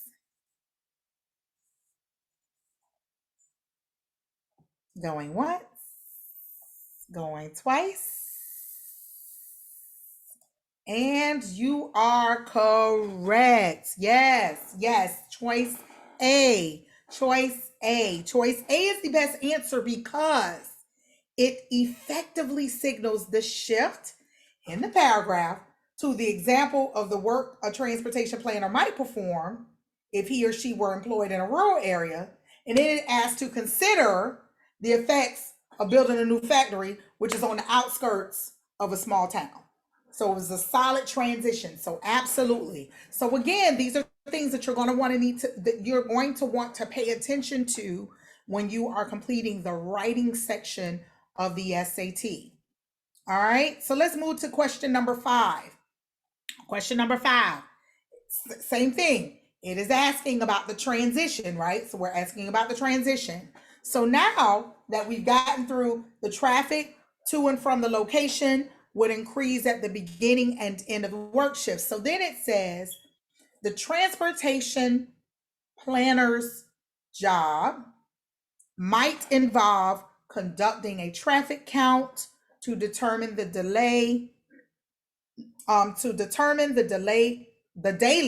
daily number of vehicles traveling on the road to the new factory. If analysis of the traffic count indicates that there is more traffic than and then it goes on to the next sentence. So again, it's talking about it's looking at planner's job. So you see now it's looking at how do they write planner's job. So is the correct way that it is written planner's job, which is apostrophe S, which means that there's no change? Or should it be B, planner's job, which I don't know why they wrote that again. Planner's job with no apostrophe at the end.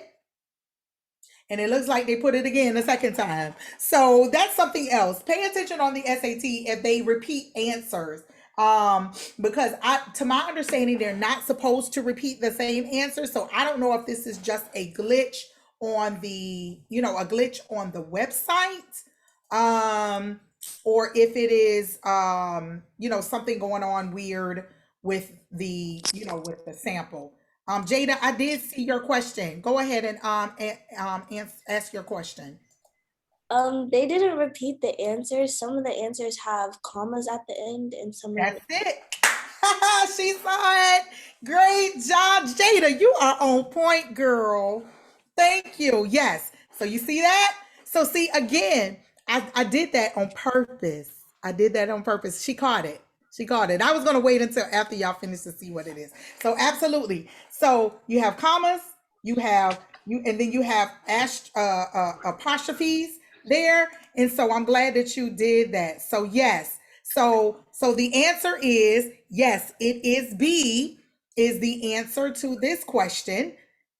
You are correct. So you are changed. So that made, so because Miss Jada pointed that out, that made Miss Cassandra change her answer, which B is the correct answer. Yes. So because it correctly uses an apostrophe to indicate the possessive and doesn't introduce any unnecessary punctuation. Great job, Jada. Jada, I can't give you a second gift card. I can't give you a second gift card, but I would if I could, I would. But thank you. That was a great job. Great job, Jada. Awesome. All right. So let's go to question number 6. Question number 6. So now we're looking at where it says current job. So if analysis of the traffic count indicates that there is more traffic than the number 6 current road as it is designed at this time can efficiently accommodate, the transportation planner might recommend widen the road to add another lane. Okay. So again, what's the answer? No change at all. Current design of the road right now. Is it C, road as it is now currently designed, or D, current design of the road? Yes, that is correct. Choice D. D. It offers a clear, it's clear, it's concise, without redundancy. Absolutely. Again, this question has a medium difficulty. And the passage itself is not very complex. So again, it's looking to improve the economy of expression. Great job, everyone. Great job, great job, great job. All right. And I just want to encourage everyone to make sure that they mute their phones, mute their mobile devices, please, so that we do not receive any feedback, okay? All right. So question number 7, and remember I said that there are 11 questions under this section, so we're almost done. So question 11, excuse me, 7. So now we've jumped down to the next paragraph. Transportation planners work closely with a number of community stakeholders, such as government officials and other interested organizations and individuals. Number 7, next, comma, representatives from the local department, from the local public health department might provide input in designing a network of trails and sidewalks to encourage people to walk more. So now we're looking at the next comma, okay? That's what we're looking at. So is it no change? Should the next comma be changed to, for instance, comma? Should it be changed to C, furthermore, comma? Or should it be changed to D, similarly, comma? What do you think? Seeing some answers. And again, I want to make sure that everyone please use their phone because I'm hearing some feedback. Sounds like a TV. So just want to make sure that everyone has a chance to hear. Okay. All right. So for number 7, yes, the answer is B. You are correct. You are correct. B, for instance, logically indicates that what follows provides an example related to the previous sentence. So representatives from the local public health department is an example of the kinds of people with whom transportation planners work. So absolutely, great job, everyone. Okay, so now we're going to move to question number 8. So now we are looking down at the section where it says, according to. So the writer is considering deleting the underlined sentence. Should the sentence be kept or deleted? So here we are. According to the American Heart Association, walking provides numerous benefits related to health and well-being. So the writer is considering deleting this particular passage. Should they keep the sentence or should they delete it? And if they keep it, why should they keep it? If they delete it, why should they delete it? Again, these are examples of what you're going to see on the SAT writing section. So if we keep the sentence, it should be kept because it provides supporting evidence about the benefits of walking. That's A. Should we keep the sentence because it provides an additional example of a community stakeholder with whom transportation planners work? Or is it C? Should we delete it because it blurs the paragraph's focus on the community stakeholders with whom transportation planners work? Or should it be deleted because it doesn't provide specific examples of what the numerous benefits of walking are? So should we keep it because it provides support? Should we keep it because it provides an additional example? Should we delete it because it blurs the paragraph's focus? Or should we delete it because it doesn't provide a specific example?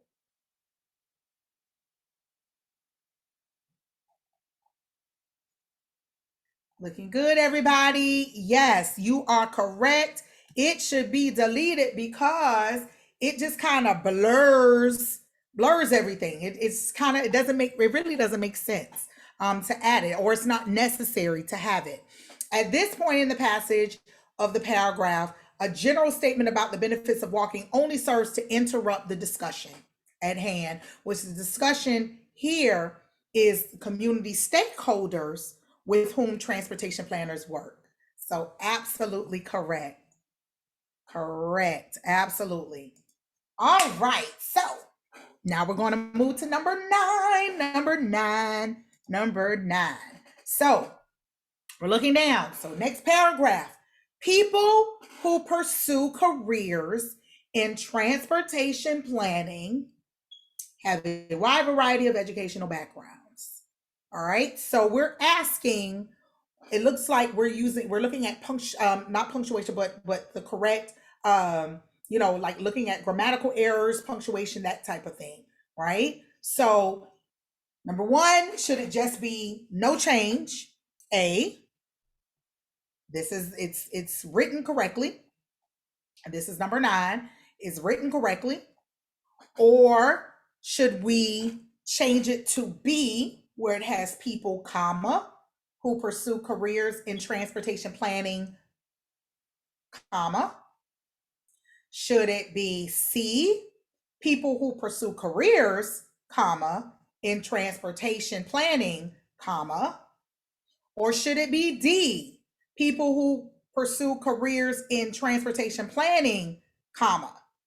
So the question is, should it be written as it is right now, right? And it stays as is, it stays no change necessary.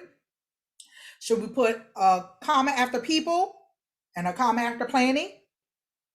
Should we put a comma after careers and then after planning? Or should we let that first part of the paragraph run and then put a comma after planning?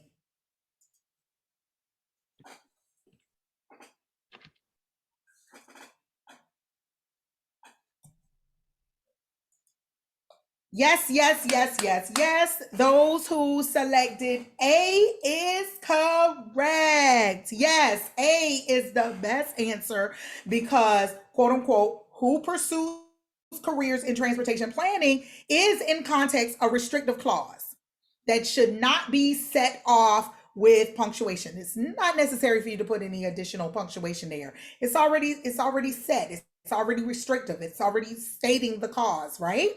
So, who pursue careers in transportation planning is essential information which defines who the people are. Because again, you're looking at you have to look at the entire structure of the sentence.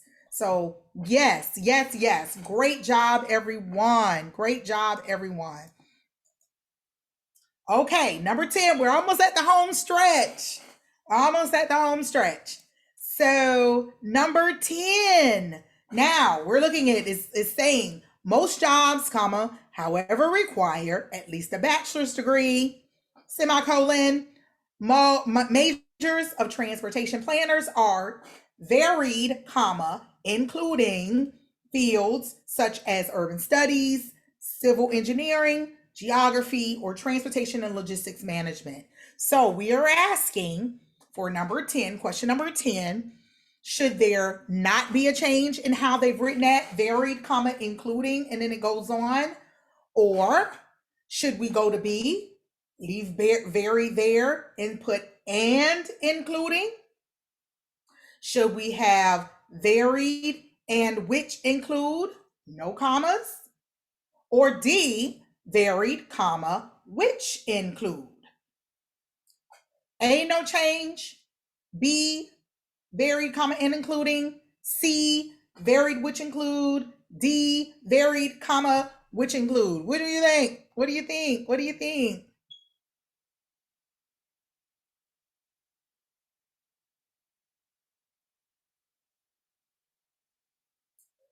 Seeing some good answers. I'm seeing some mixed answers on this one. Seeing some mixed answers. Okay. Miss Cassandra changed her answer to A.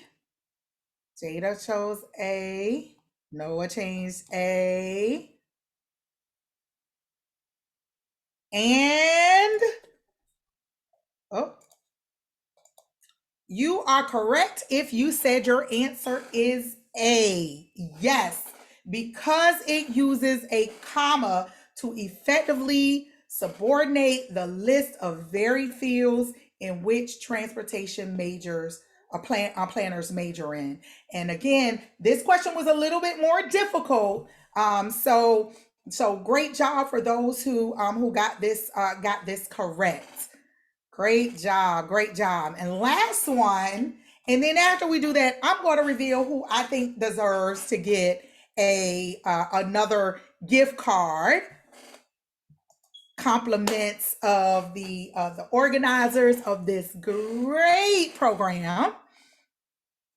All right, so last thing, which choice completes the sentence with accurate data based on the graph? Okay, so now we got to go down to the graph. Okay, so number 11. So we're here. So it says the United States Bureau of Labor Statistics forecasts steady job growth in this field, projecting that 16% of new jobs in all occupations will be related to urban and regional planning.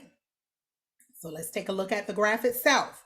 So which choice completes the sentence with accurate data based on the graph.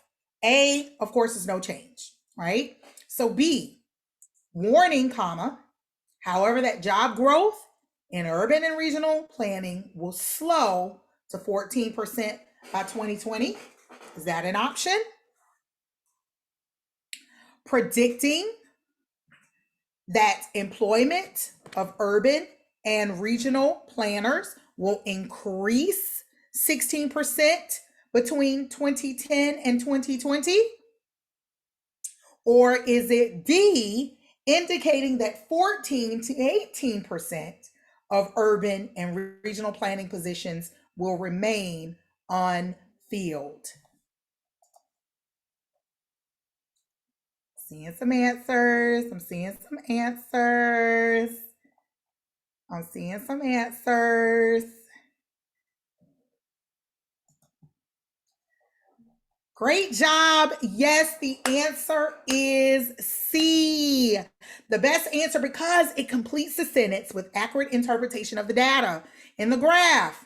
The graph displays projections of how much growth in employment there is expected to be between 2010 and 2020 for social scientists and related workers, for urban and regional planners, and in all occupations, right?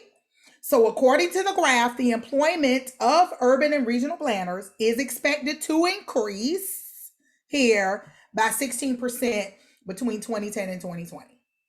So yes, C is the correct answer. Great job, everybody, on this section. This is awesome, awesome, awesome. So my winner for the gift card this time is going to be Miss Noah. Noah, where's Noah? Noah, you're Noah Harris. Yes, Noah Harris.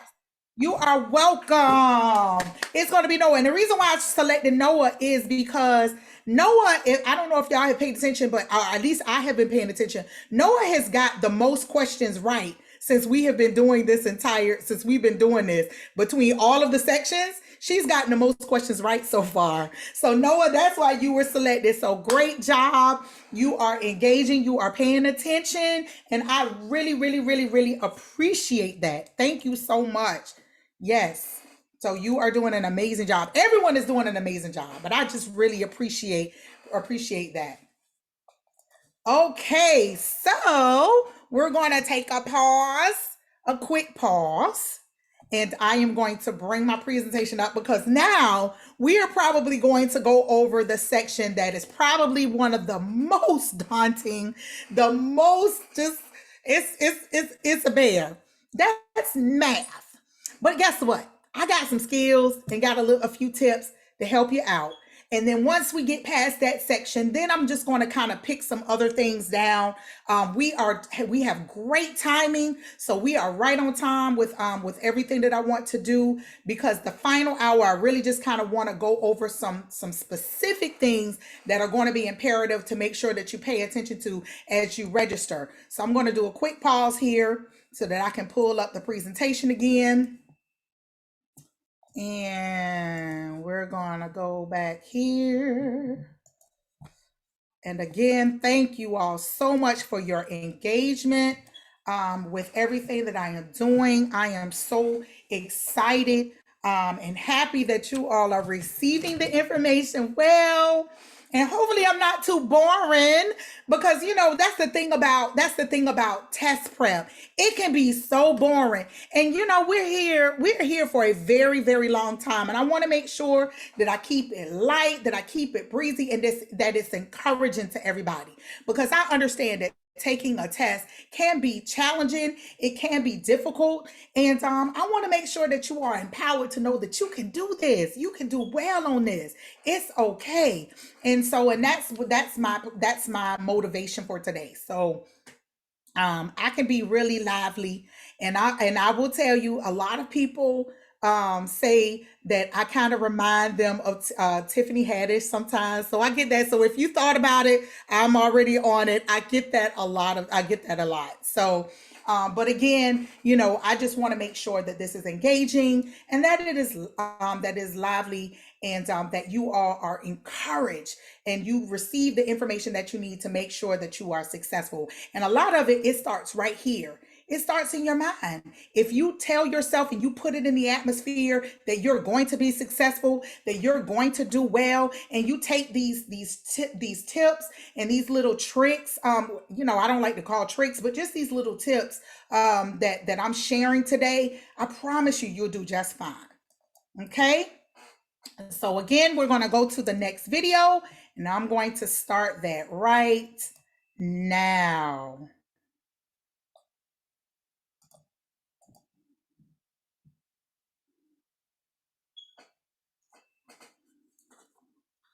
The SAT consists of tests in reading, writing and language, and math, plus an optional essay. This video focuses on the math test.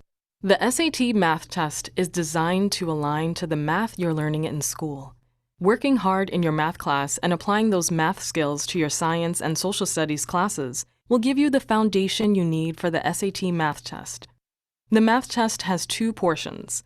In the first, you are given 55 minutes to complete 38 questions, and calculators are permitted. This portion includes questions that involve more complex calculations, so using a calculator might allow you to work more efficiently. Some questions, however, might be easier to solve without a calculator, so it will be up to you to decide whether or not to use one. The second portion of the math test has 20 questions, and you will have 25 minutes to complete it. Calculators are not permitted on this section, which tests your fluency with specific mathematical topics and concepts. About 80% of the questions on the math test are multiple choice. The other 20% are gridded response, which can include non-negative integers, fractions, or decimals. A set of reference information is provided at the beginning of the test. You may find these facts and formulas helpful as you answer some of the questions. To do well, you should make sure you get comfortable working with them. The math test focuses on three main areas. Questions from the area we call Heart of Algebra require you to create, manipulate, and solve algebraic equations. The second area is problem solving and data analysis, which asks you to use ratios, percentages, and proportional reasoning to solve problems in real-world situations, as well as interpret graphs and tables. The third area, Passport to Advanced Math, requires you to demonstrate familiarity with more complex equations or functions. These are math skills you'll want to master if you want to pursue a career in science, technology, engineering, or math. A small number of questions on the math test fall outside of the three main areas. These questions, additional topics in math, will focus on certain key concepts, including area and volume, coordinate geometry, and basic trigonometry. Throughout the math test, some of the questions will be taken from science and social science contexts, in addition to career and other real-life settings. In some cases, you will be presented with one scenario and then asked several questions about it. For more information on the SAT math test, check out satpractice.org, where you can get free hands-on practice.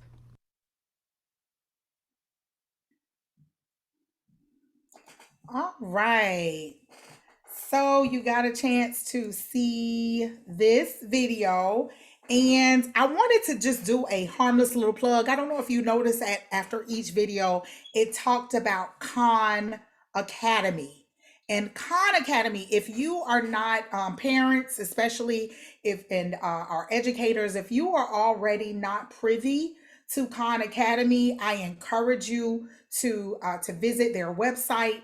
Khan Academy initially started out, there was a gentleman, he was actually, it was a gentleman who, he was actually, I believe, an engineer, or he worked something in kind of like in the sciences.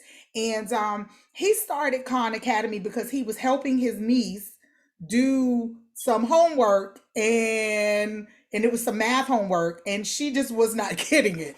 And so he decided to start, you know, just making like small little videos to help his niece be able to do her homework assignments. And so it has transition into this amazing platform where it started off talking about math concepts and things of that nature, but now Khan Academy is giving free resources. A lot of it is free to over all subject areas and content areas, not just in primary school, you know, your elementary, middle, and high school, but even on the collegiate level.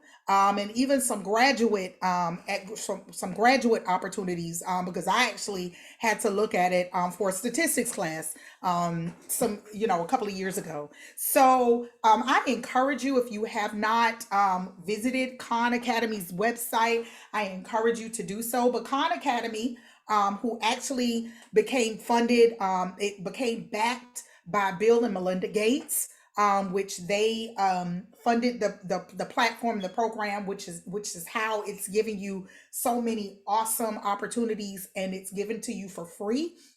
But they have partnered with College Board. They also have partnered with ACT as well to offer insight and videos. So a lot of these videos and things that I am presenting to you is in collaboration with Khan Academy and with College Board. So Khan, KHAN Academy, and definitely check their videos out, or their platform out. They give real, not only do they give you the videos, but similarly to what I'm doing today, we're giving you the sample test questions. You can go over the answers. They give you an explanation of the answers, and they'll also give you a video breakdown of the answers. So for those of you who may struggle a little bit more with mathematics, whether you are young or more seasoned, as I like to say, I don't like to use the word old, I like to use the word seasoned.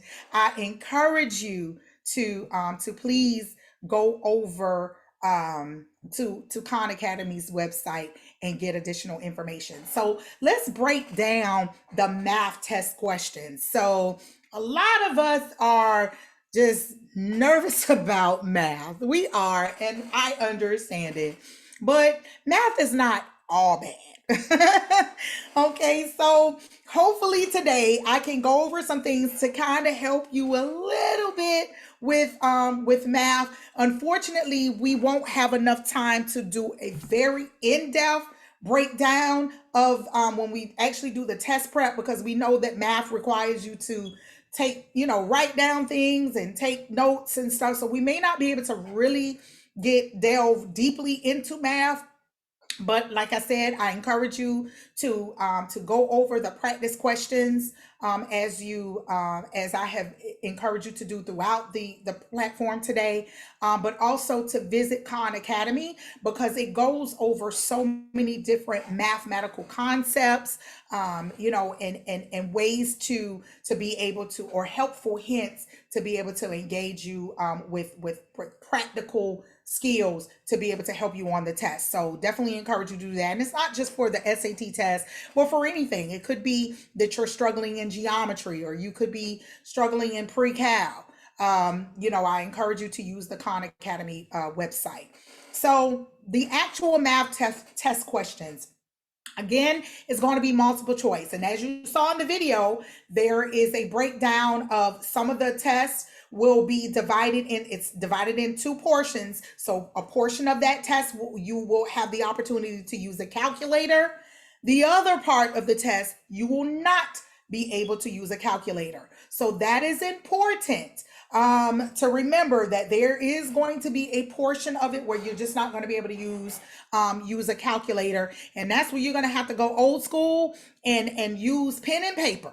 Okay, so we want to make sure that you get those kind of helpful hints and helpful tools to know when it's necessary to use pen and paper and when you need to use the calculator.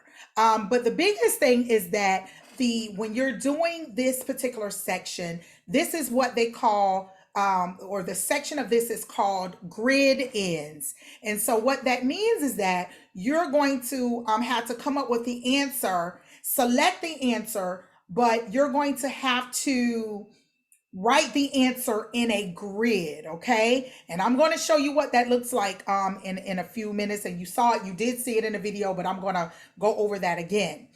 Some parts of the test will also include several questions about a single scenario. So you want to you want to pay attention to what that looks like. Okay.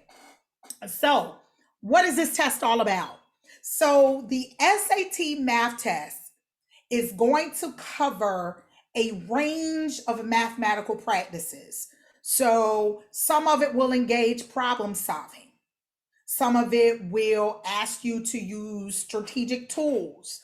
Some of it may ask you to use algebraic expressions and structure. Some of it may be math modeling. Okay. So it's going to ask you a range of question types. The biggest thing that you're going to want to know, though, is the math test is designed to mirror the problem solving and modeling that you should be doing in a college, or that you will be doing in a college math class or a college science course or a social science course. Again, going back to my harmless plug about dual enrollment, because again, if you're taking dual enrollment and you're doing dual enrollment, that's a wonderful way for you to kind of get abreast of what the types of things that are to come. Okay. Also, this practice test should mirror what you will do if you are holding any jobs that require math, geometry, statistics, things of that nature. The truth is, even in my job in college recruitment, one of the things that I do daily, I had to learn and I had to use spreadsheets and use data analytics to make decisions about the number of students I can, that I can engage in, worrying or identifying the number of students that applied. They didn't just apply, but now they're coming. And, so I have to, and they're actually going to be enrolled. So even though I don't necessarily do a job that requires math day to day, technically, I do have a job that requires math day to day because I look at spreadsheets every day. I look at what we call enrollment numbers every day. We look at the number of students that are enrolled. We look at the number of students who got accepted. We look at the number of students who withdrew from school. We look at the number of students who are successful. And as we in higher education, we use retention, or those students who are staying. Another word that you will hear in colleges is matriculation, meaning that they came to school, they're staying in school, and they're going from one grade to the next. The same thing that you do that is happening here in high school. We look at those same things on the college side. So I do look at numbers every day. So when you start looking at math, and looking and identifying math as ways in which, or things that you can apply to every day, then it makes it not be as daunting or as scary when you're looking at it. Okay. So again, using it in your personal or even your professional life. So that's what this section of the test should present to you. Okay. Again, a good example of this would be, you're asked to answer a question that you'll need to use several steps. So, because again, in the real world, a single calculation is oftentimes not enough to really get the job done. And so we have to use several different steps to solve a challenge. And so that is the same concept here with Savannah Tech.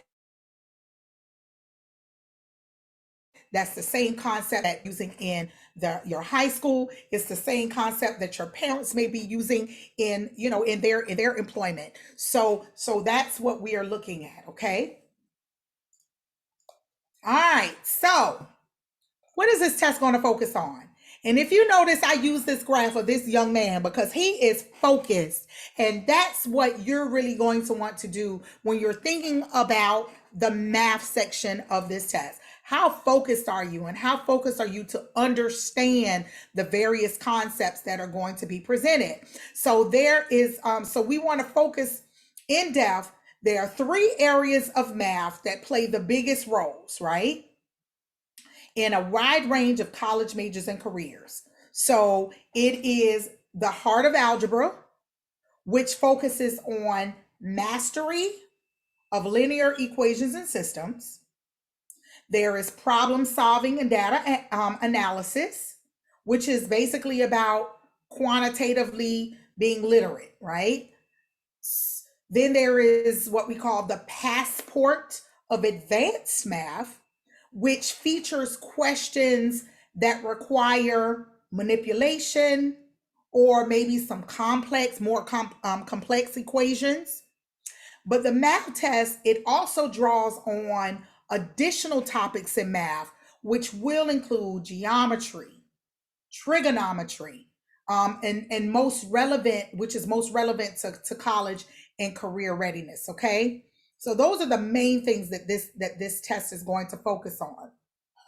So let's break down what the heart of algebra is. Okay, so with the heart of algebra, these are the main components of what it is going to look like. Okay, so the heart of algebra, number one, is going to create, solve, or interpret linear expressions or equations. And you have to use variables, right, that represent certain contexts. So if I have 5a is equal to 10, what does a represent? And that answer should be 2. Okay.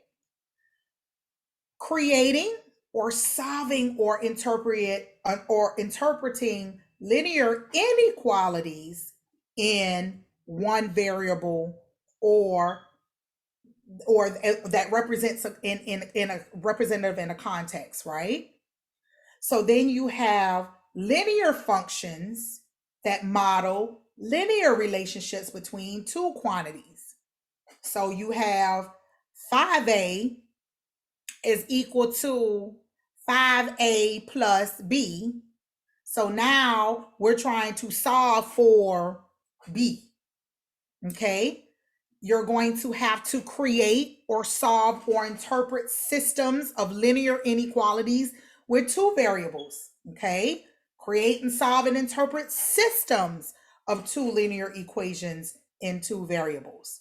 Okay, algebraically be able to solve linear equations, or if there are inequalities with one variable. Algebraically solve systems of two linear equations in two variables. Interpret the variables and constants in expressions for linear functions within context presented, and understanding the connections between algebraic and graphical representations. I know I used a lot of big words, and some of this may be familiar with you, and some of this may be foreign to you because it's been a while since you've seen it. That's okay, because I'm going to show you what we're talking about in context. Right now, I just want to go over the different things that each of these sections will cover, okay? And then we'll break this down a little bit further. So, something that you need to know about this section. In the heart of algebra, that's just one of the 3 sections that are considered in the SAT Suite Math subscores, right? And it's reported on a scale from 1 to 15. Okay, this domain will feature multiple choice and student produced response question types. So in other words, for the heart of algebra, it will be, so you're going to have, it's basically a subscore, and it's going to break down on a scale from 1 to 15. It will be multiple choice, and then you will have to produce a response based off of the answer. And that's where that grid in will come into play. And I'll show you that in a second. All right, so problem solving and data analysis. That's another thing that they're going to be reviewing you on. So what is entailed in that? Looking at ratios, rates, proportional relationships, scale drawings to solve single on multi-step problems. I do this every day. Solving single and multi-step problems involving percentages. Again, I gave you that example. From day to day, I have to look at the number of students who applied, the number of students that we accepted, the number of students who still have an incomplete application, to the number of students that actually register for classes. That is exactly what I'm talking about here.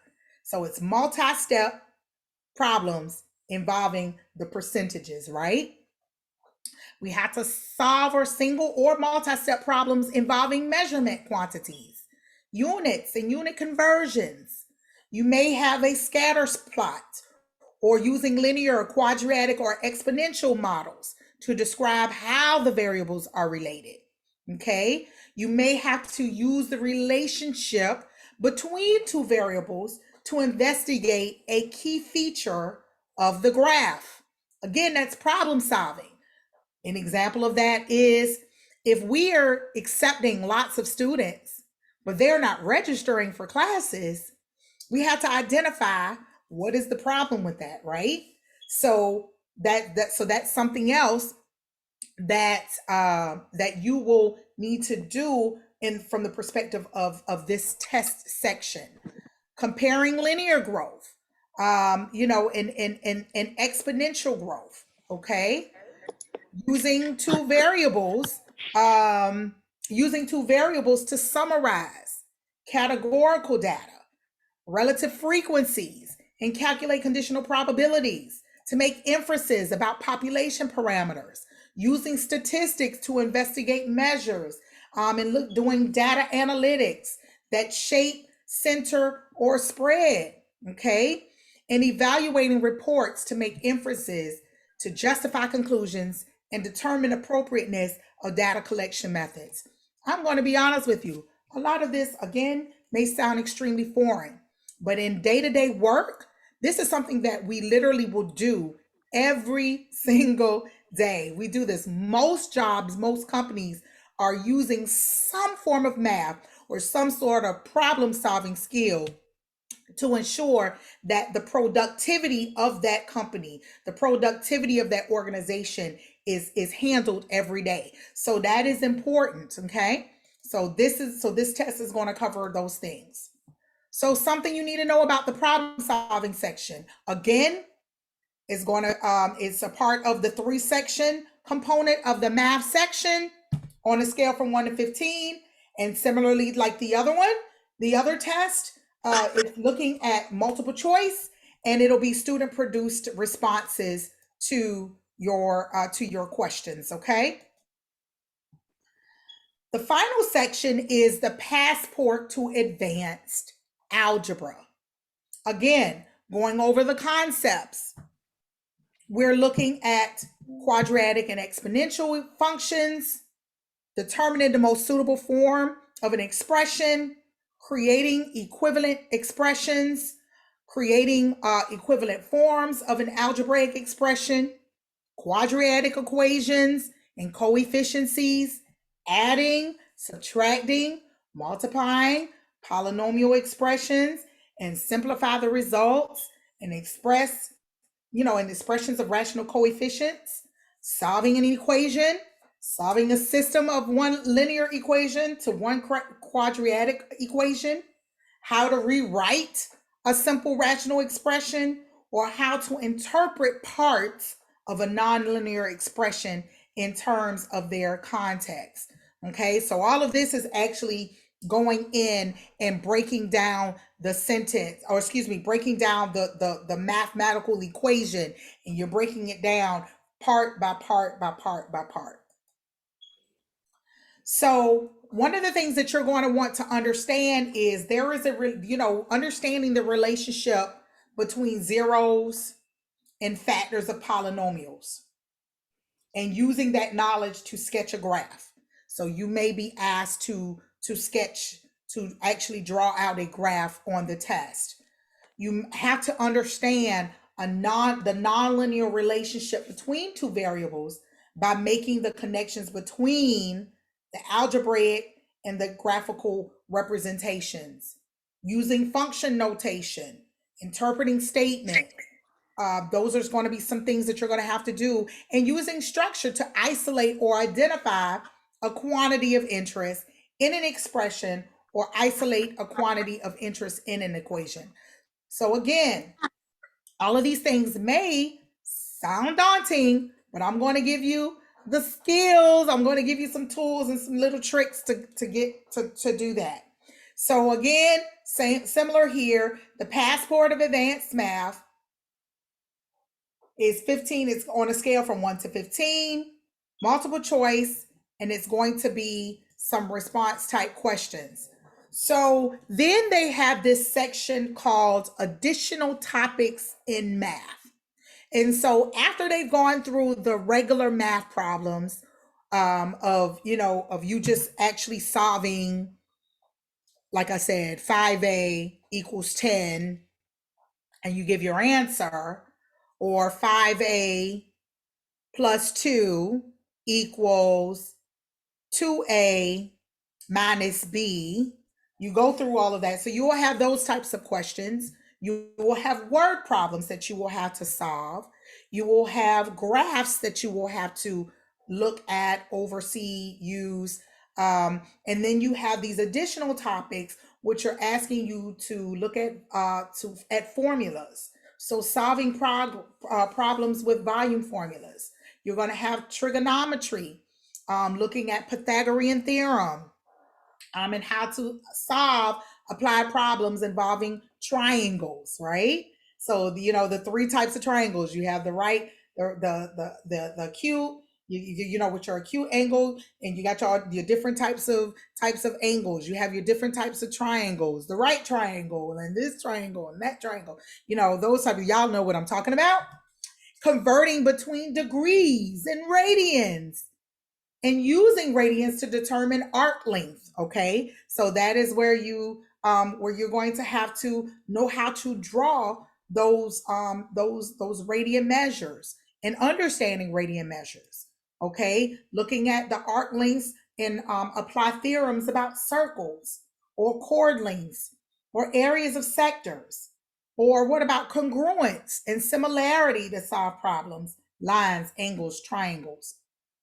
Or the relationships between similarity, right triangles, trigonometric ratios, or using the relationship between sine and cosine of complementary angles, and creating or the use of an equation or two variables to solve a problem about a circle in a coordinate plane. So again, this is where having a scientific calculator is going to be imperable for you to be able to understand these concepts, okay? So something to know about this particular section, which is the additional topics in math. So these questions contribute to a math score of 1 to 40. And the math area score as a whole is going to score you 200 to 800 points, but but it's not any specific math subscore. Again, it's going to test you on multiple choice, or you have to respond to a specific question.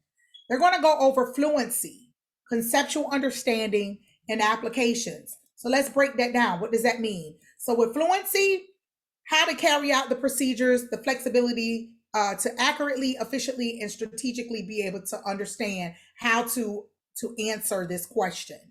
Being able to solve the problems quickly by identifying and using the most efficient solution approaches. Okay, this is something that you should be doing in high school. So I'm going back to what I said in the beginning. In order to be successful, you're going to have to pay attention to what you're doing in the high school classroom. It's imperative that you pay attention to your math teachers, to your English teachers, to your history teachers, if you're taking in social sciences, it's imperative to grab a hold to the knowledge, because that is what is going to help you on these standardized tests. Okay, conceptual understanding. Can you grasp math concepts, the operations and the relationship between those concepts? And how do you apply these items to the real world problems when you're asked to analyze a situation or determine the essential elements required to solve that problem? I gave an example of what I do from day to day and how I have to apply these math skills.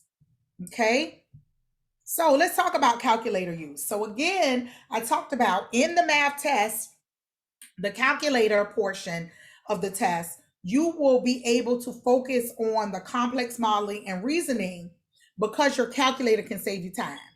So that's going to be important. So again, having a scientific calculator is important. The math test includes some questions where it's better not to use a calculator, even though you are allowed to. So if you know that you can ramble off those answers, or you can jot the answers down using a pencil and a piece of paper, you're going to want to save time doing that, because again, the SAT from start to finish is timed. But then there is also a section where there is no calculator that can be used. And so you want to make sure that you make it easier on you to be able to get a fluency in the math and you understand some basic math functions. And that's going to be important. So let me show you what this grid-in looks like. So although most of the questions on the math test are multiple choice, 22% are student-produced response questions that are known as grid-ins. And I want to show you this. So on the test, you're going to see these little this grid here. And so if your answer, for instance, is 712, then you have to put 7. You're going to have to use your dash, your line, and then you put 1, 2, right? If it's 2.5 is your answer, you're going to put your 2, your point, and your 5, and you have to write in the number up at the top, but then you have to bubble in the answer down below. One of the great things that they did do was that they did not make it specific as to the position of how you write it. So if you write it this way, going, this direction, which is 201, and you leave the open section, you leave the one box open, that's okay. If you write it separately or different, and you do the opposite of that, and you leave the last column open, they're not going to penalize you for that, as long as you have the correct answer and you have the answers bubbled in correctly.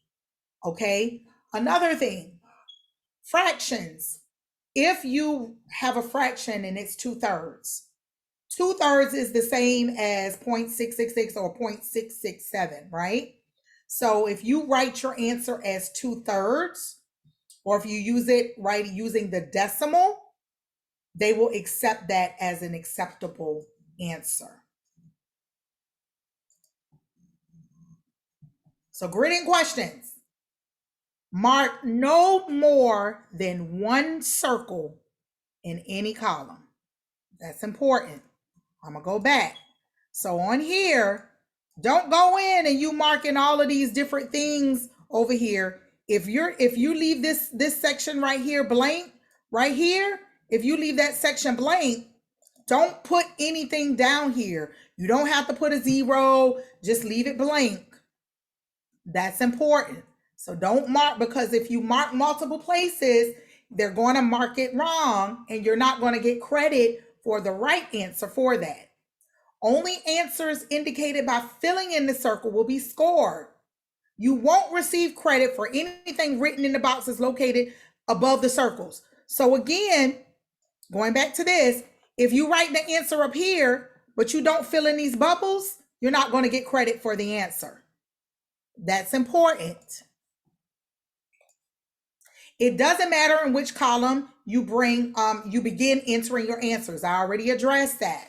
The grid can hold only 4 decimal places and can only accommodate positive numbers and 0.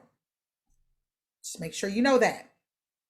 Unless a problem indicates otherwise, answers can be entered on the grid as either a decimal or a fraction. Going back to down here, what I said. If it's 2/3, it can be a fraction or it can be a decimal. Fractions like 2/24 do not need to be reduced into lowest terms. You don't have to worry about that.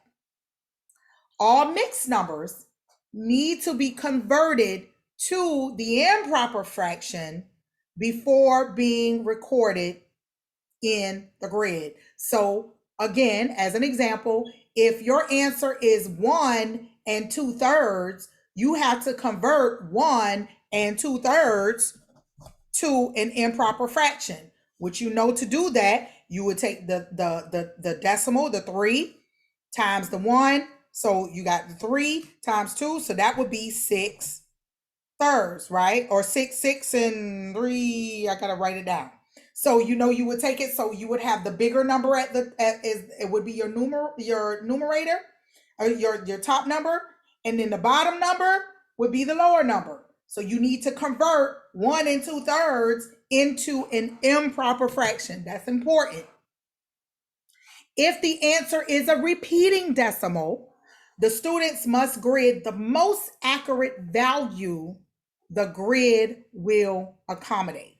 Okay. So again, these are little helpful hints to make sure that you don't get credit, or that you get credit for the right answer, that sometimes we lose or we won't get credit for a right answer simply because of not bubbling in everything, not writing it in the correct concept or the way that it's supposed to be. So please take heed to these suggestions. Okay. All right, so we're going to go over the math test section. And again, like I said, I'm really not going to have enough time to go over because there is so much to impact under this math section. So I won't have enough time to go over everything like I want to, but I do want to at least give you a little bit of time to see some of the questions, because I do want to go over some other concepts. It's not going to take me very long. We are at the finish line, everybody. We are at our last hour. So we are going to make the most of this hour, y'all. Okay. So again, similar to all of the other sections, you have your introduction. It gives you the answers. In this section, it's talking about doing 15, there's 15 questions that you will solve, choosing the best answers or multiple choice provided. And then the next part of the section for questions 16 and through 20, that's where you're going to solve the problems and enter the information in the grid on the answer sheet. Again, we're not going to have enough time to go over all of this because we understand that math does take a little while to look at and to go over. So I strongly encourage you to go over this section while you are at home. So what I am going to do, again, as I've already done, is I am going to make sure that I give you the opportunity to go over this information on your own. Here is the link for you all to follow along with that section, as I have done with everything else. So please go over the questions. So what I'm going to do, I'm just going to quickly show you the first couple of section questions in under the first section, just to show you how it looks. And then we'll go down, then we'll skip over to question number 16 so that you can see how the problem solving looks like, okay? All right, so for question 1, it says the recommended daily calcium intake for a 20-year-old is 1,000 milligrams.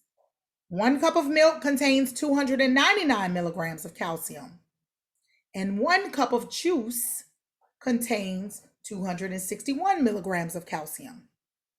Which of the following inequalities represents the possible number of cups of milk, which is M, and the cups of juice, which is J, a 20-year-old could drink in a day to meet or exceed the recommended daily calcium intake from these drinks alone? So that is the question. So it is asking you, how should you write the expression? How should you write this mathematical expression? Okay, so we already know that we have to use an M, we have to use a J. M represents milk, J represents the juice. For the 20-year-old, we know that there is 299 milligrams of calcium in 1 cup of juice, contains a milk, and then and then 1 cup of juice has 261 milligrams of calcium.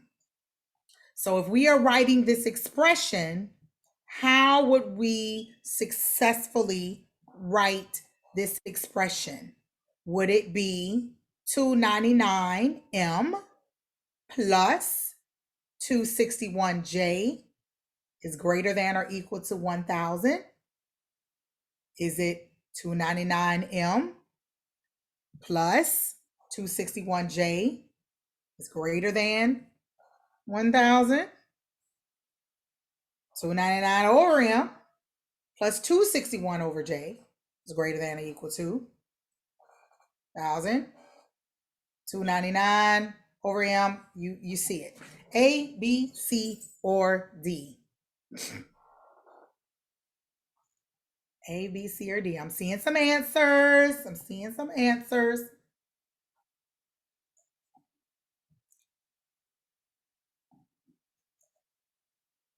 Going once, going twice, and everyone who said A is correct. Yes, multiplying the number of cups of milk by the amount of calcium each cup contains, and multiplying the number of cups of juice by the amount of calcium each cup contains gives the total amount of calcium from each source. And again, we're talking about 2 separate products. They have to be greater than or equal to 1,000. So absolutely great job.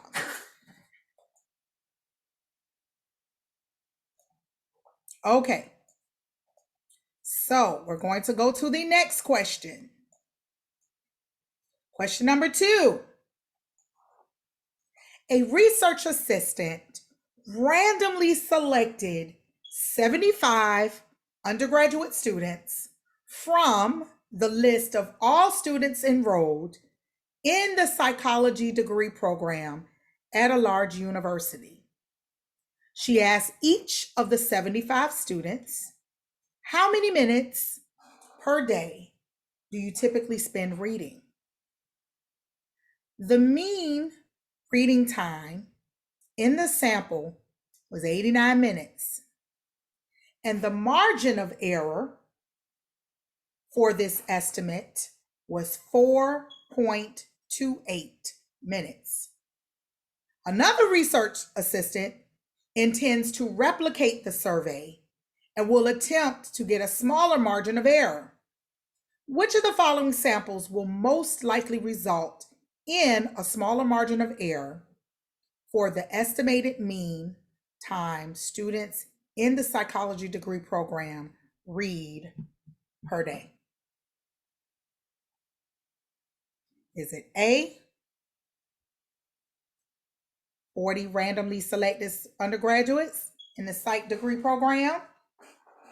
Is it B, 40 randomly selected undergraduate students from all degree programs? Is it C, 300 randomly selected undergraduate psychology degree program students? Or is it D, 300 randomly selected undergraduate students from all degree programs at the college? What do you think your answer is? What do you think your answer is? And this one is a little bit more difficult because we are looking at 2 separate groups.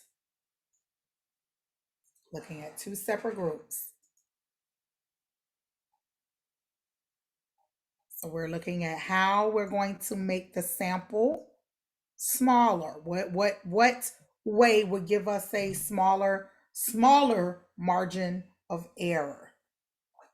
All right. I see some answers. I see some answers. I see some answers. So the correct answer for this one is actually going to be C. And the reason why that is because increasing the sample size while randomly selecting participants from the original population of interest will most likely result in a decrease in the margin of error. So not only are you just looking at the number of students, you're also having to look at, give it a holistic look and look at the group as a whole. If you have you have the larger sample size, but then you have your increase, you got the larger sample size, but then you're selecting random people out of the original group, you're more than likely going to decrease your margin of error. Okay, so again, that's implying the skill sets that you are looking at.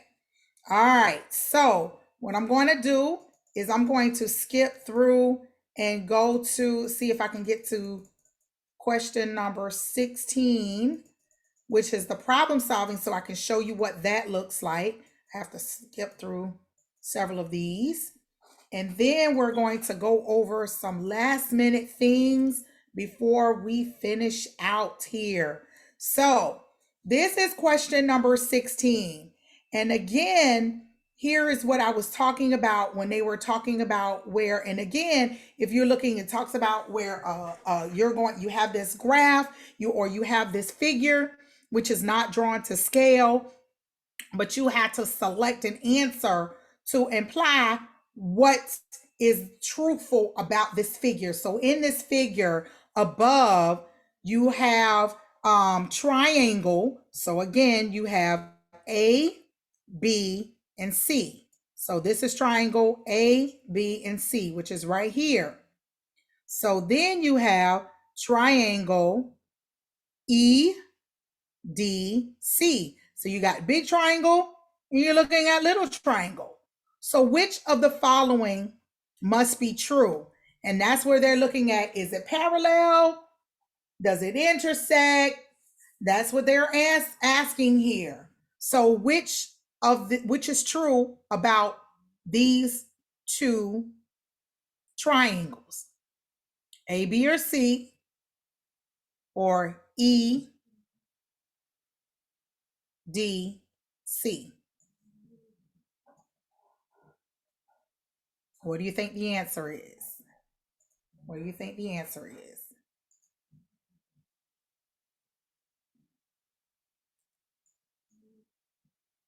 Okay, see a couple questions. C, C, C, C, C. Okay, D is an answer. All right, so let's see what the answer is. Drum rolls, please. C is the correct answer. Great job. Great job. And here is why. Given that triangle ABC is similar to triangle EDC, students can determine that the corresponding angle BAC is congruent to angle CED. The converse of the alternate interior angle theorem tells us that you got A over B is congruent to DE. So students can also use that same fact that ABC, or the angle of AB and C, and the angle of CDE are congruent to make a similar argument. So again, you're looking at, and this is geometry, y'all. So this is something that you would see in a regular geometry class. So making sure that you look at the things that you are doing every day in geometry, the concepts that you are using in algebra, the concepts that you are using in all of these various functions is what's going to help you on this section. So again, we don't have time to go over everything, but I did want to at least show that to you all so that you have an opportunity to at least get an idea of what that looks like. Okay, so we're going to go to the next thing, which is talking about the actual. So we've gone through or did an overarching view. And again, I wish I had a lot more time to go over more of these concepts. I wish I had more time to go over specific things. And I will tell you that I am willing to extend this conversation more to anyone who is interested in getting some additional support. But for the sake of time, I did want to go over some other portions of the things that are important to this. So what do you need to expect when you register for the test? Well, let me talk a little bit about the PSAT. And this is important because I think a lot of times we'll go in and we'll think about, oh, I'm just going to take the SAT and I'll be fine. No, if you have the opportunity to take the PSAT, usually the PSAT is offered during the 10th grade, but at least by the 11th grade, you want to do the PSAT. Why? Because the PSAT, first of all, the official term for PSAT, also that NMSQT stands for National Merit Scholarship Qualifying Test. And I know Dr. Christy Murray talks about the National Merit Scholarship qualifiers all the time because this is important about scholarships.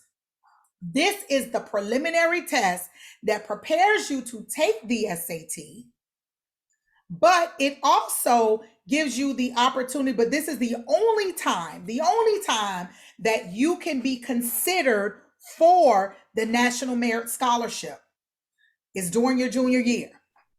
So taking the PSAT is the only way to be considered for the National Merit Scholarship. That is important. Let me repeat that. Taking the PSAT is the only way that you are eligible for the National Merit Scholarship. And it has to be taken by your 11th grade year. If you have not taken the PSAT and you haven't become a senior before your junior year, you need to take the PSAT. That is important, okay? Not only does it prepare you, but it also allows you to be eligible for that scholarship. So yes, and juniors should take the PSAT seriously. See, I have, I have it. Great. Take it more seriously. This is the last time that you can take the test. Okay. It's imperative. Some schools, especially selective colleges, look at the PSAT as assessment for scholarships.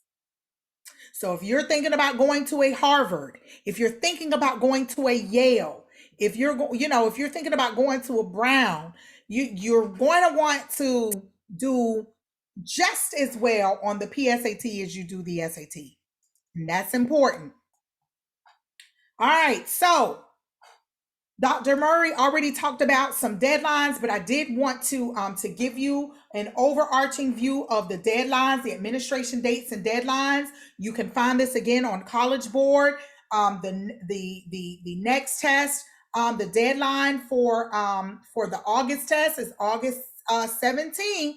If you have any deadline changes, so you really should have already registered for this test. But if you do decide to do a late registration, you have until August 17th. Late registration will cost you a little bit more. Okay, but we'll also talk about the cost for the SAT as well. But these are the dates. These dates are important. So please remember to adhere to the dates so you're not paying any extra money, or if you are eligible for a fee waiver, what that process will be. So let's talk about that. The cost for the SAT right now is $55. However, there are students who are eligible for a fee waiver. If you are eligible for a fee waiver, your counselor at the school or an authorized community-based organization can help you get a fee waiver. They know what to do. There's certain documentation that we can provide to be able to assist you with the fee waivers. There is a question: should students pay extra for their specific test score answers? We're going to talk about that.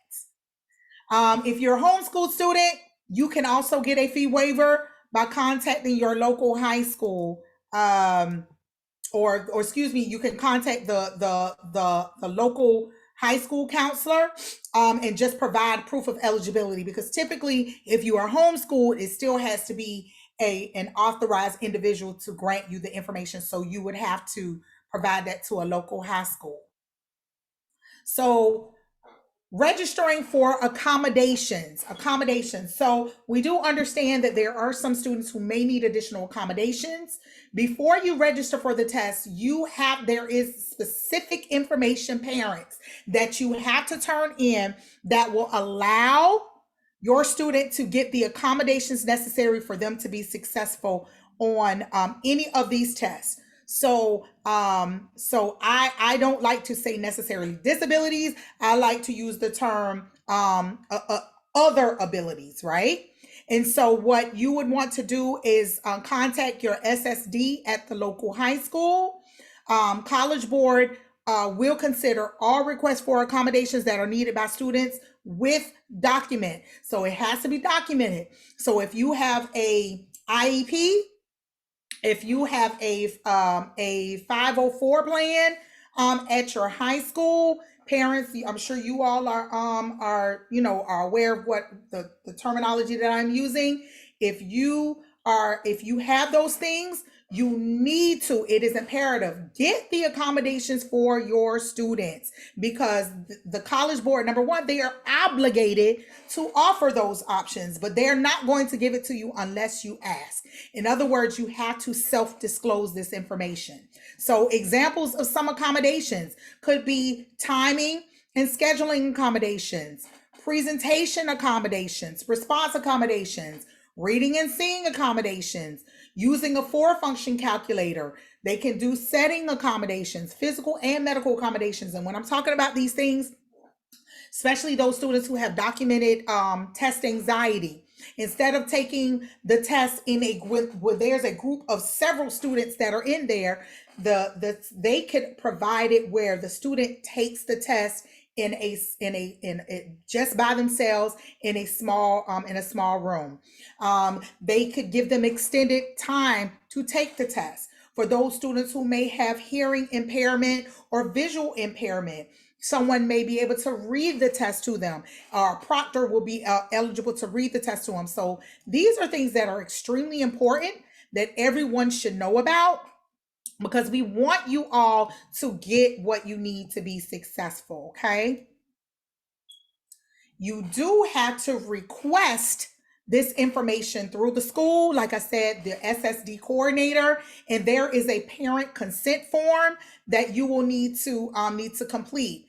There is a student eligibility form on your own that you can complete, and it will give you, and it is for any temporary medical assistance, completing the request for support for students with a temporary physical medical condition. So here's a great example of this, is that I am certain, or there could very well be some athletes on this call today. So say for instance, you were playing basketball and you sprained your ankle. Okay, you may need some additional support, because while you're taking the test, you might need to prop up your foot on a chair while you are taking that test. And if that is the case, we want to make sure that that information is sent over, and that you are afforded the proper accommodations to be able to do that. It may be that you might not be able to walk, and you might be on in a wheelchair. Even if it's just temporary, we want to make sure that the setting is conducive to you being successful. Thank you, Ms. Vicky, for that. Yes, you must have an IEP, which is your individual education plan, or a 504 plan that states the accommodations that you need, and it's done by this the special education department at your high school. So you can't just go in and say, "Oh, I have test anxiety." You have to have it in writing that specifically shows these are the things that this is the situation or the circumstance that prevents me from being 100% successful without any accommodations. And it has to be documented. So documentation is key. Documentation is key. Okay. So what to expect on the day of the test? This is important. This is important. Take notes here. What do you bring on the day of the test? Bring a calculator. Bring at least 3, 4 number 2 pencils. Sharpen. Make sure that you bring pencils. Make sure that you bring your admissions ticket. Okay, so let me tell you what about that. Now, when you take the SAT, when you register for your SAT, you will be given a print out of an admissions ticket. It's the same way, like if you go to a concert, you got to have a ticket to enter. You have to have an admissions ticket. Either it's printed out, in most cases you want to print it out. You can have it on your phone. I do not suggest that because you're not supposed to even have your cell phones at the test. So I suggest printing off your admissions ticket and bring your ID, whether that is a state issued ID or a school ID. I encourage any child who is over the age of 15 that they should have a state issued ID. Here is the reason why. They use the ID on that admissions ticket. When you go to apply or to register for the SAT, you're going to pay the fee or provide the test fee waiver. But you are also now required to submit a photo of you. So on that admissions ticket, it has your picture. The photo ID that you bring has to match the picture on the form. If it does not match or you do not have your photo ID, they will not allow you to take the test.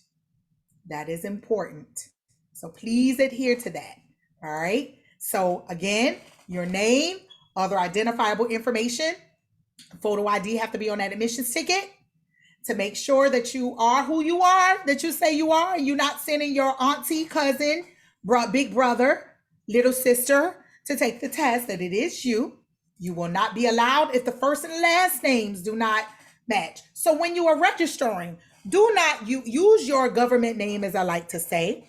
Do not use your nickname, or make sure that whatever is on your birth certificate or on your ID, it matches on the test. That often also causes issues when they are trying to match up your information at the colleges. When you send your test scores, which is going back to Miss Dr. Murray's question, when she said, should students pay extra for their specific test scores or answers? And I will say, I don't think that is necessary. And I will tell you why in just a second. But you need to make sure that you present this information. All right, so taking the test. On the day of the test, a lot of this information I already went through, or you should have seen it in the videos, but I did want to go over this. The total time to take the test is roughly going to be about 3 hours, plus an additional 50 minutes if you take the essay portion of the SAT. I encourage all of you to take the essay portion at least once. And I say that because there are certain schools that will use the essay portion to determine eligibility of scholarships. Not all schools do that, but I will encourage you to do that. Again, you have the evidence-based reading and writing, you have the math, and then you have the essay. Again, we already talked about the features of the test. Going in here, again, rights only scoring. There's no penalty for guessing. That is important. So let's talk about that. There is no penalty for guessing. On the SAT, you simply earn points for the questions you answer correctly. So go ahead and give your best answer for every single question. There's no advantage to leaving them blank, none whatsoever. So even if you just guess, eeny, meeny, miny, mo, select something, because eeny, meeny, miny, or mo might be right. And you're not going to get penalized if you don't, if you get it wrong. So what harm? No harm, no foul. Answer everything. Don't leave one question blank on the SAT.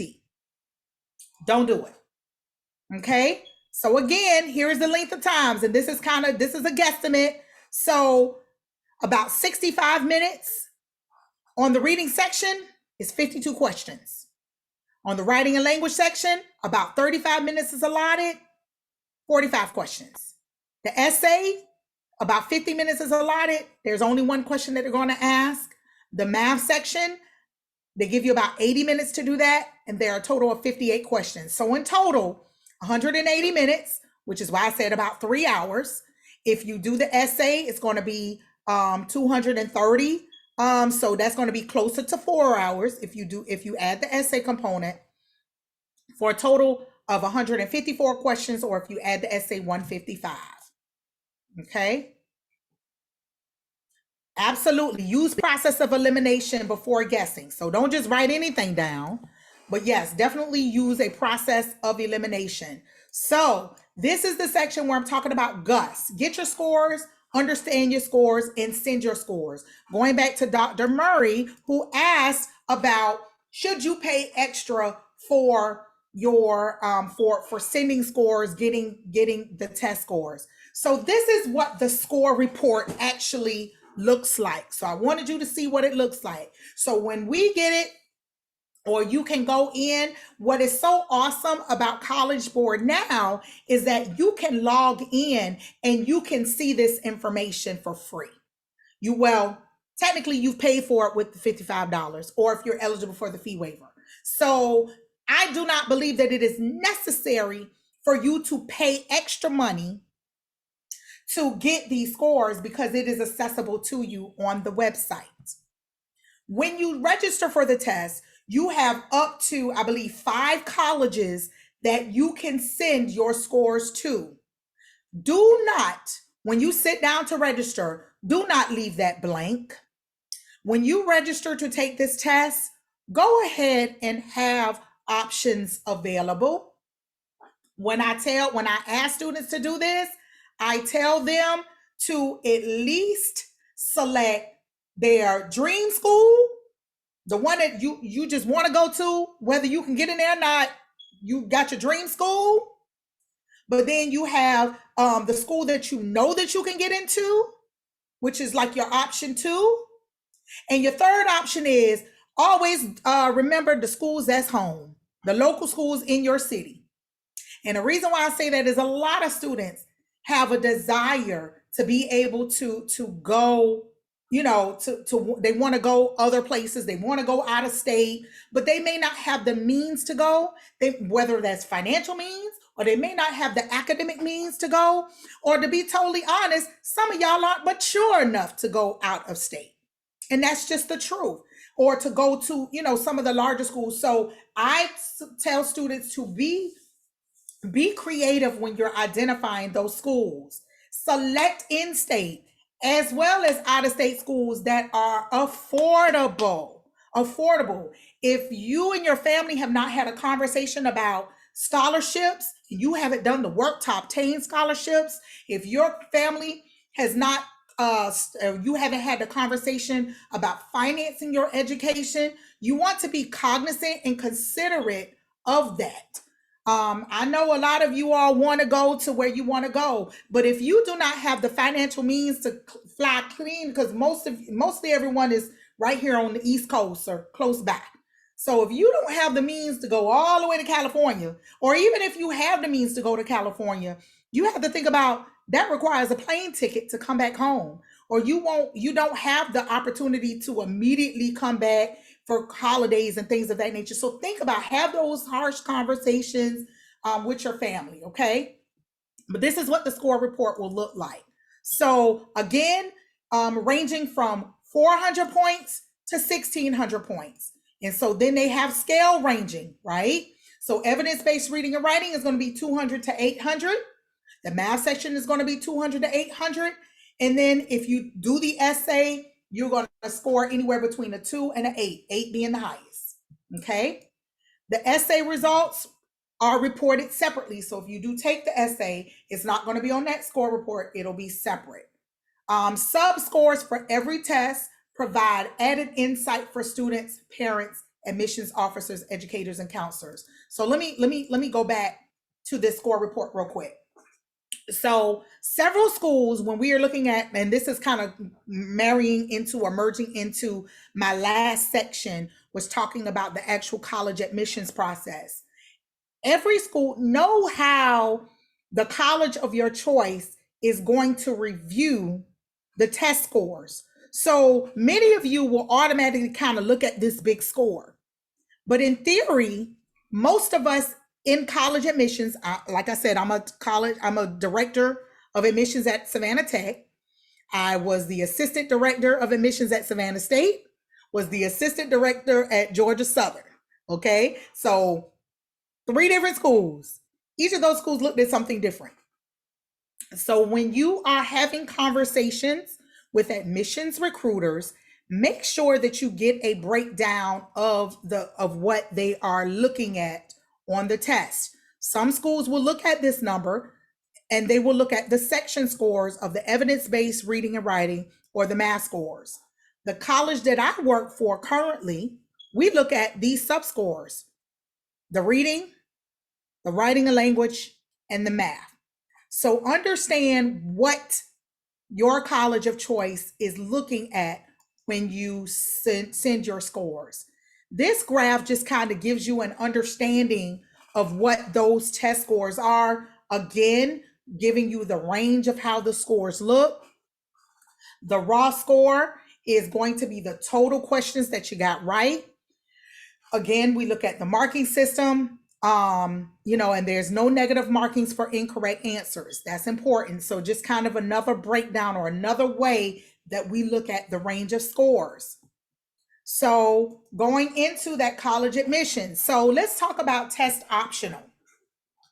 Test optional. Because of COVID, many colleges have gone what we call test optional, which means that submitting standardized test scores is an option to you. It is not required in many cases.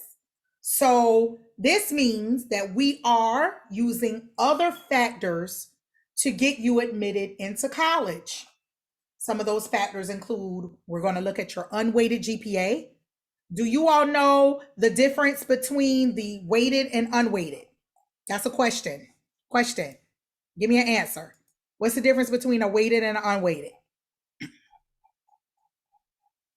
Anyone know the difference between a weighted GPA and an unweighted?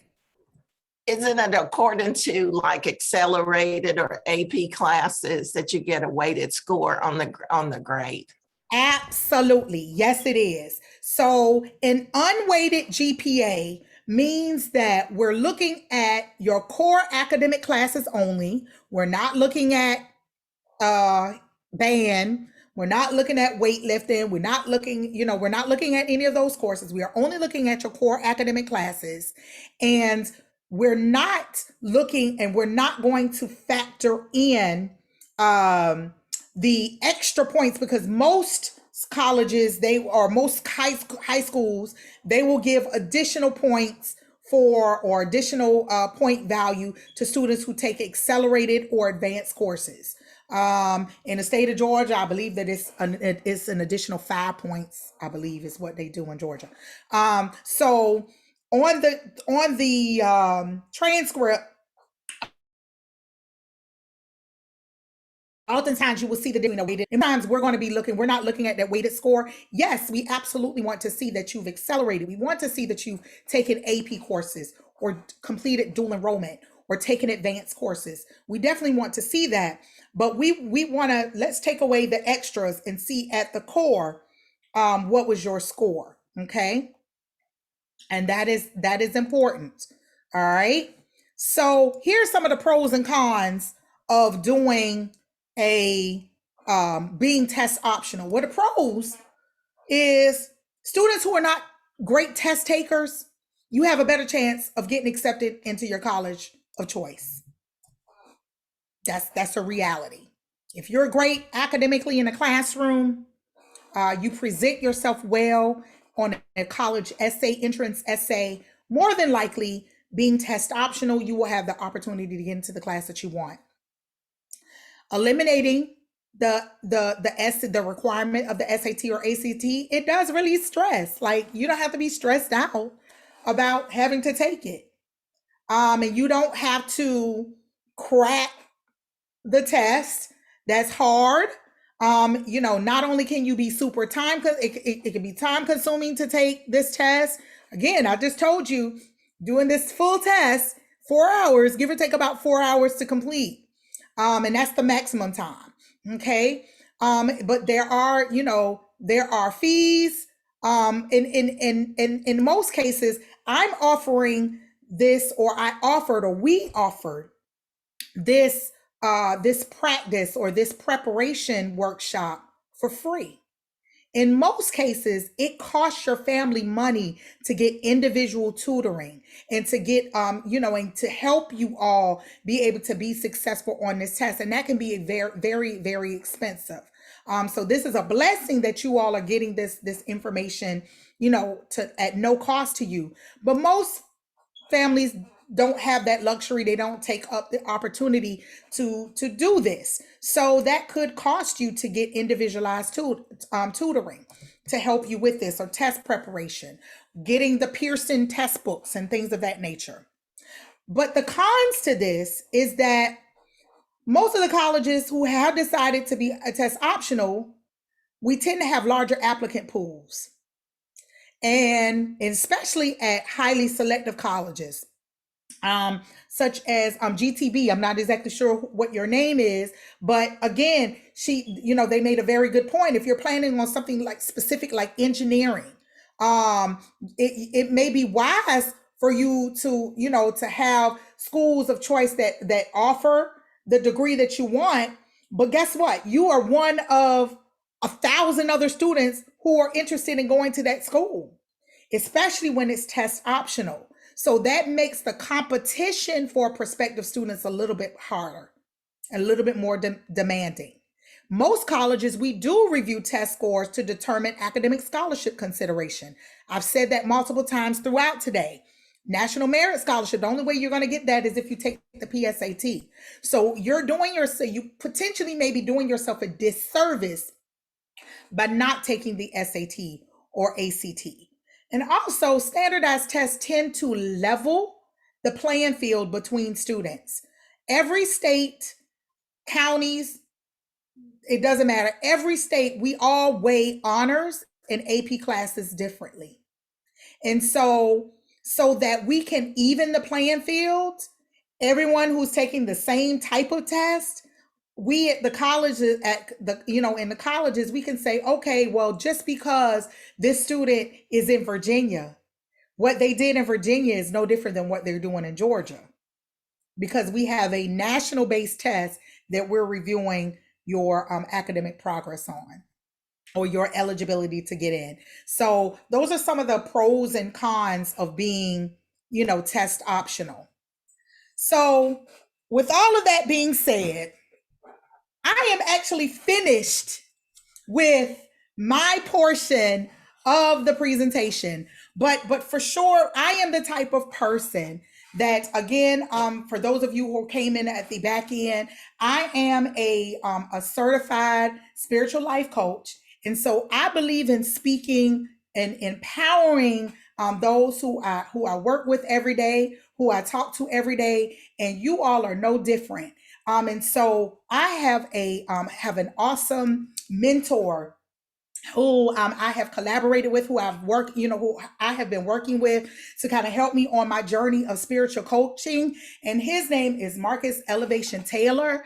I want to end this presentation by giving you just a little snippet of his motivational speech, talking about having an A+ mentality. I hope you enjoy it. Again, thank you so much, for all that you have contributed to making this workshop a success. I appreciate each and every one of you, but I don't want to. So I've done a lot of talking, so I'm gonna let my brother Marcus Taylor take me on out. So hope you enjoy this.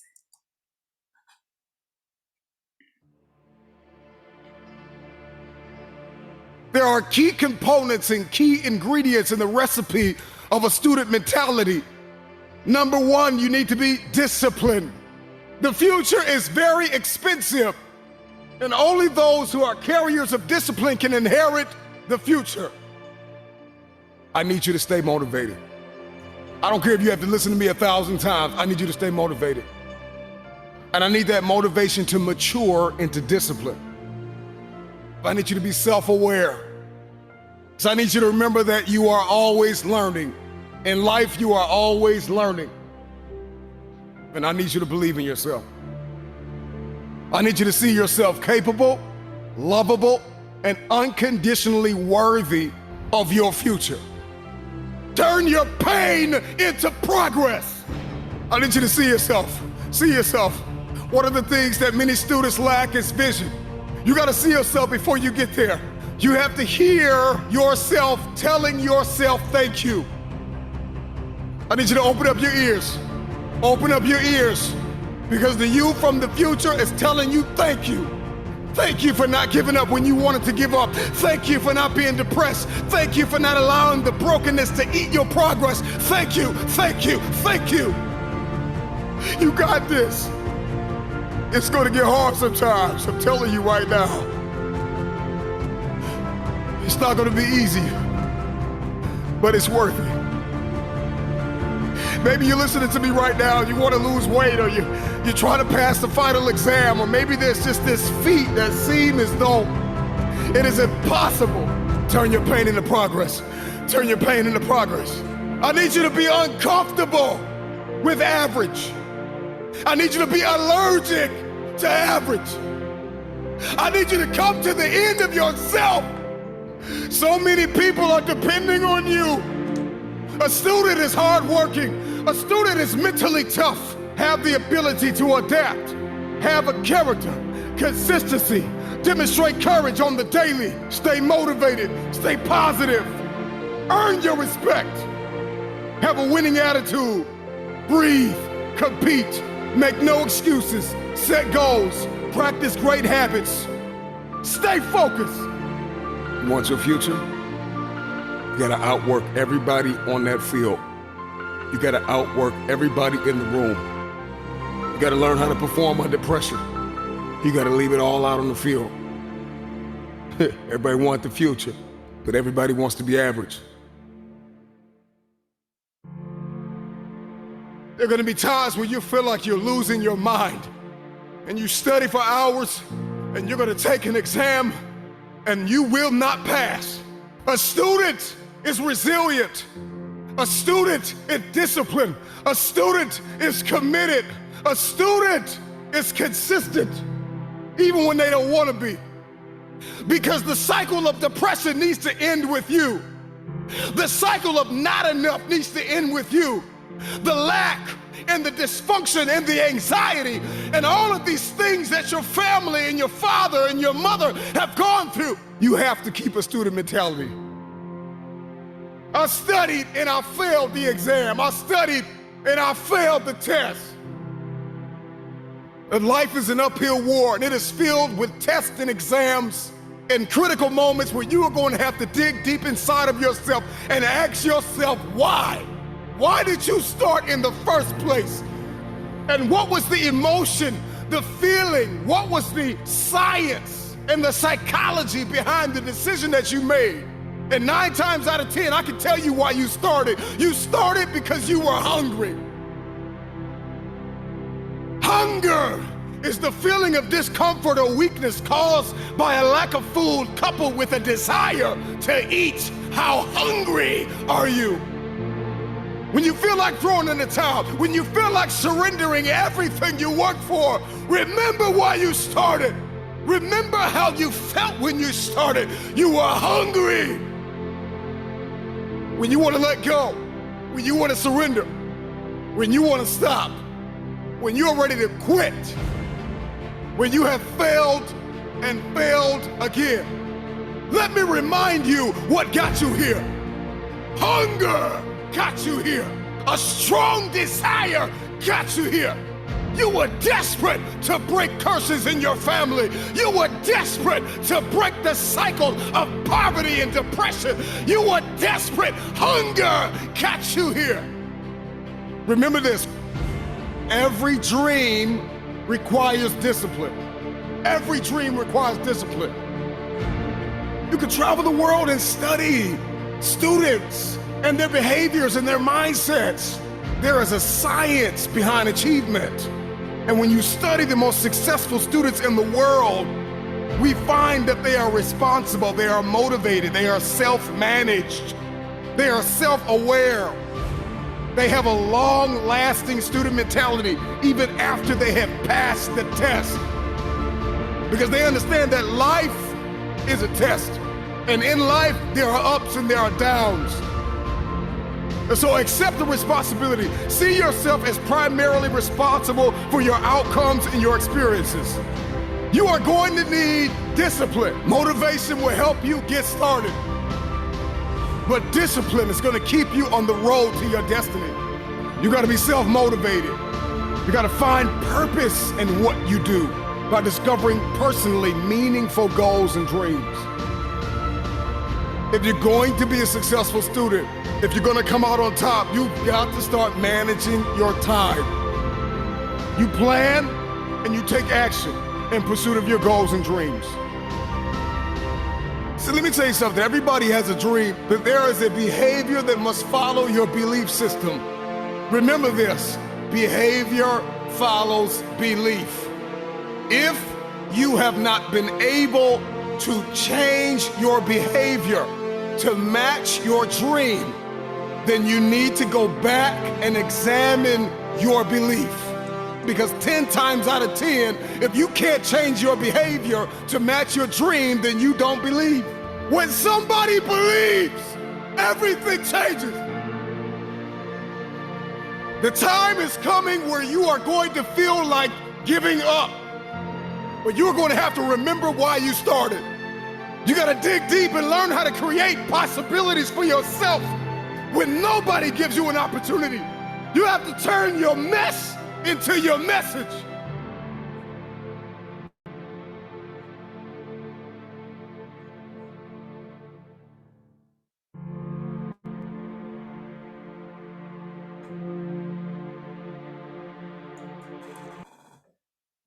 All right. So again, with that being said, I just want to thank each and every one of you for listening to me for the past 4 hours. Oh my gosh. I can't believe that y'all listened to me that long. But anyway, I appreciate, oh my gosh, I appreciate each and every one of you. I am thankful that you all gave me the opportunity to present to you today. I hope that you found that last motivational video just give you a little bit more oomph just to get past anything that you need to achieve in life. You can do it. It's just about changing your belief system. So as long as you believe it, you truly can achieve it. And so thank you so much for giving me this opportunity to present to you today. Awesome job, Miss Tiffany Walter. I mean, awesome. If you wasn't ready before, you're ready now. So with that said, let me give you a little cheer. You ready? You ready? Miss Tiffany worked hard to make sure you're ready. You're ready. You're ready. The SAT prep has gotten you ready. You're ready. You're ready. You got what it takes because you're motivated. You're ready. You're ready. So know that you got it and you can do it. You're ready. You're ready. Yay! So I just want to say, Miss Tiffany, that was awesome. And so much that you have gone over. The students, I'm sure, have been very, very encouraged, have gotten a lot out of it. So students, if you know any other students that have not been able to get this message, share with them this knowledge. And we also want you to be able to let them know that they missed a treat today. So with that said, I want to give you some information about our upcoming events. First of all, we have a youth college excellence summit given by Dr. Murray, a free youth college summit, you guys. This college summit is going to give you everything from how to get started with getting into college planning. You will have students coming in to let you know how they felt about college and what's going on with them. So you cannot miss this college summit, August 14th and 15th from 9:30 to 3 p.m. So please sign up as soon as possible and register at the website that's given to you on this page.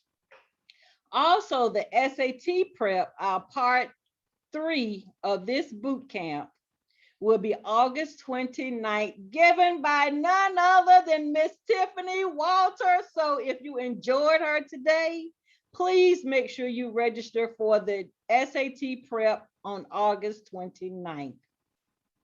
Next slide, please. We also would like to encourage you to complete our evaluation survey. This survey is going to let us know how well we served you in this webinar.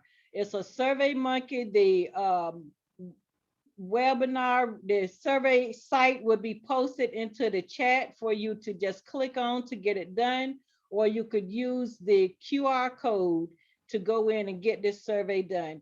Tell us about your needs, or future topics that you would like to see.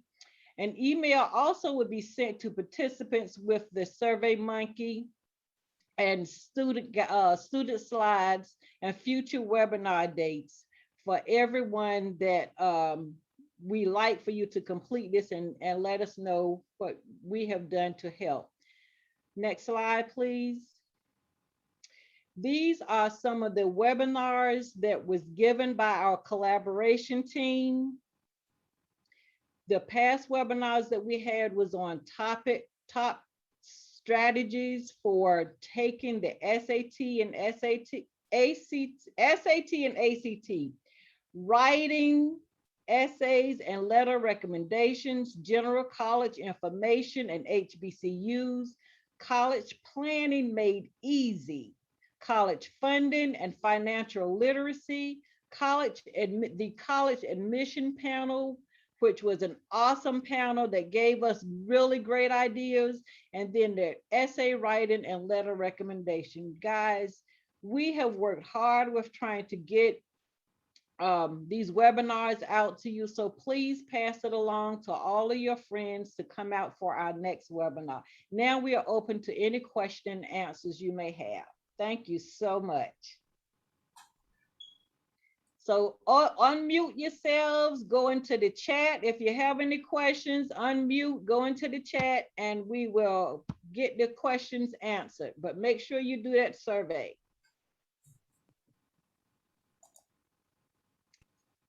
Any questions?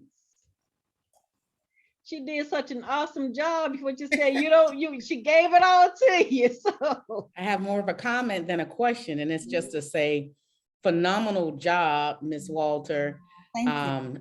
So much impactful and useful and necessary information you shared in an interactive way. So hats off to you. And I hope that the youth who participated and families received a lot of encouragement, definitely. And thank you for those videos, but also powerful information to help with their test taking pursuits. So thank you so much. Absolutely. Thank you. Miss Regina, yes, this session was recorded today, and we will have the video link available after completion. So yes. So we'll be sending out an email to all the participants for the slides will be included, a link to where you can download the slides, and also the recording of today's video. And we do have 2 more giveaways still. That's right. You know, I forgot to name Stacy, Mr. Stacy, who was reading earlier, Stacy Lawton. One of those need to be for him. Thank you, Stacy. Hopefully, Stacy, you're still on. Are you still on, Stacy? So, I don't see his name. He may have already gone off. Yeah. So this is Gracie. If Stacy's not on, Stacy, it's her son. Oh, Stacey okay. Lawton is in my chapter, so I can send you that information. Okay, that would be great. That would be wonderful. Yes. Okay, so Christy, I'll send it to you tomorrow morning. I'm traveling right now, but I'll get it to you tomorrow morning. It's the only reason I didn't show my face. Okay, thank you. I appreciate it. And again, I will be conducting the ACT workshop. So if you enjoyed me today and I didn't bore you, come back and see me in a few weeks so I can go over this ACT stuff too. Yes. All right. So we have one more gift card to give out. So somebody pick a number from, give us a number. How many students did we have on, Dr. Murray? Pick a number from 1 to 42. Miss Vicky, pick a number from 1 to 42. 14, that's my birthday.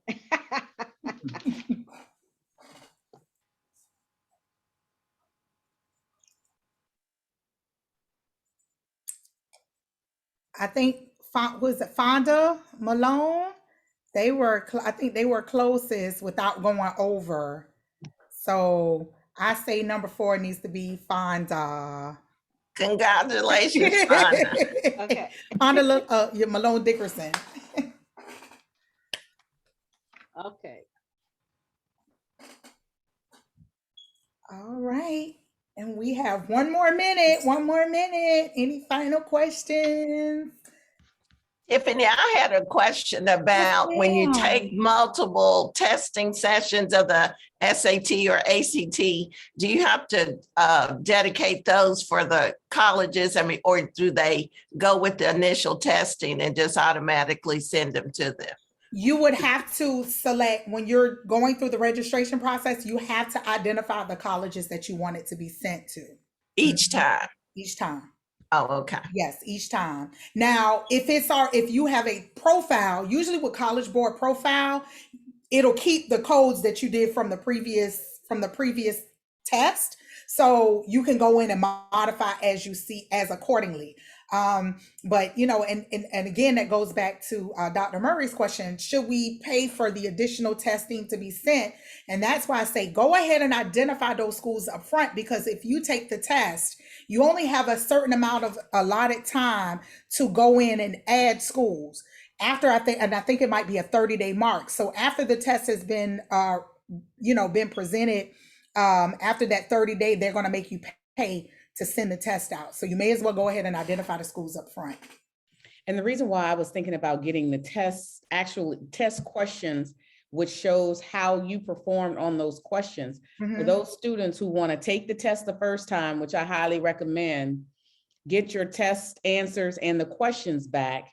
It'll give you the ability to see which ones you naturally scored well on, and then you can focus your efforts on the type of questions that you didn't do so well on to retake the test before you retake it. Right, but if you don't want to pay the additional money, the new format of College Board will show you that anyway. So there's an assessment piece when you log into your College Board account. It will break down how you responded. It may not give you your specific answers, but it'll give you kind of comparisons to say this type of question, problem solving questions you did better on than this, and here are some things that you may want to modify the next time you take the test. So if you don't have extra money to do that, it gives you kind of an overview of that anyway. Thank you. One more thing, students, if you will put in the chat, we're going to have a college fair. If there's a college that you would like to see there, please put that in the chat. Yes, so I can get my colleagues to come out and support. Yes, so they can come and talk to you all about college admissions, any colleges, HBCUs, big school, little school, medium school, private school, does not matter. I hear Dr. Christie ready to say the real HU before she even says it. It's funny you say that, Vicki, because I was typing in the chat, the Hampton University. But I have a contact there, so we will reach out and make sure that the real HU is represented. Oh, I see Jada say Norfolk State. Norfolk State, yes. Look, we asking the students, not the sorors now. Savannah I will make sure that someone from Livingstone is available. and North Carolina A&T, they, what can I say? Dr. Christie has to give me every session. Aggie pride all day long. And look, students, we're gonna try to see if we can get some of these school officials to waive their application fee, especially if you are a rising senior. So we're interested, if you have schools and you're a rising senior and you want to kind of get in September and try to get your application fee waived a different way, add that school to the list now. Yes. Morgan State, Regina say Morgan State. My husband would love that. That's where he went, Morgan State. Baltimore, right? That's in B-more, right? Baltimore, B-more. B-mo. Oh, yes.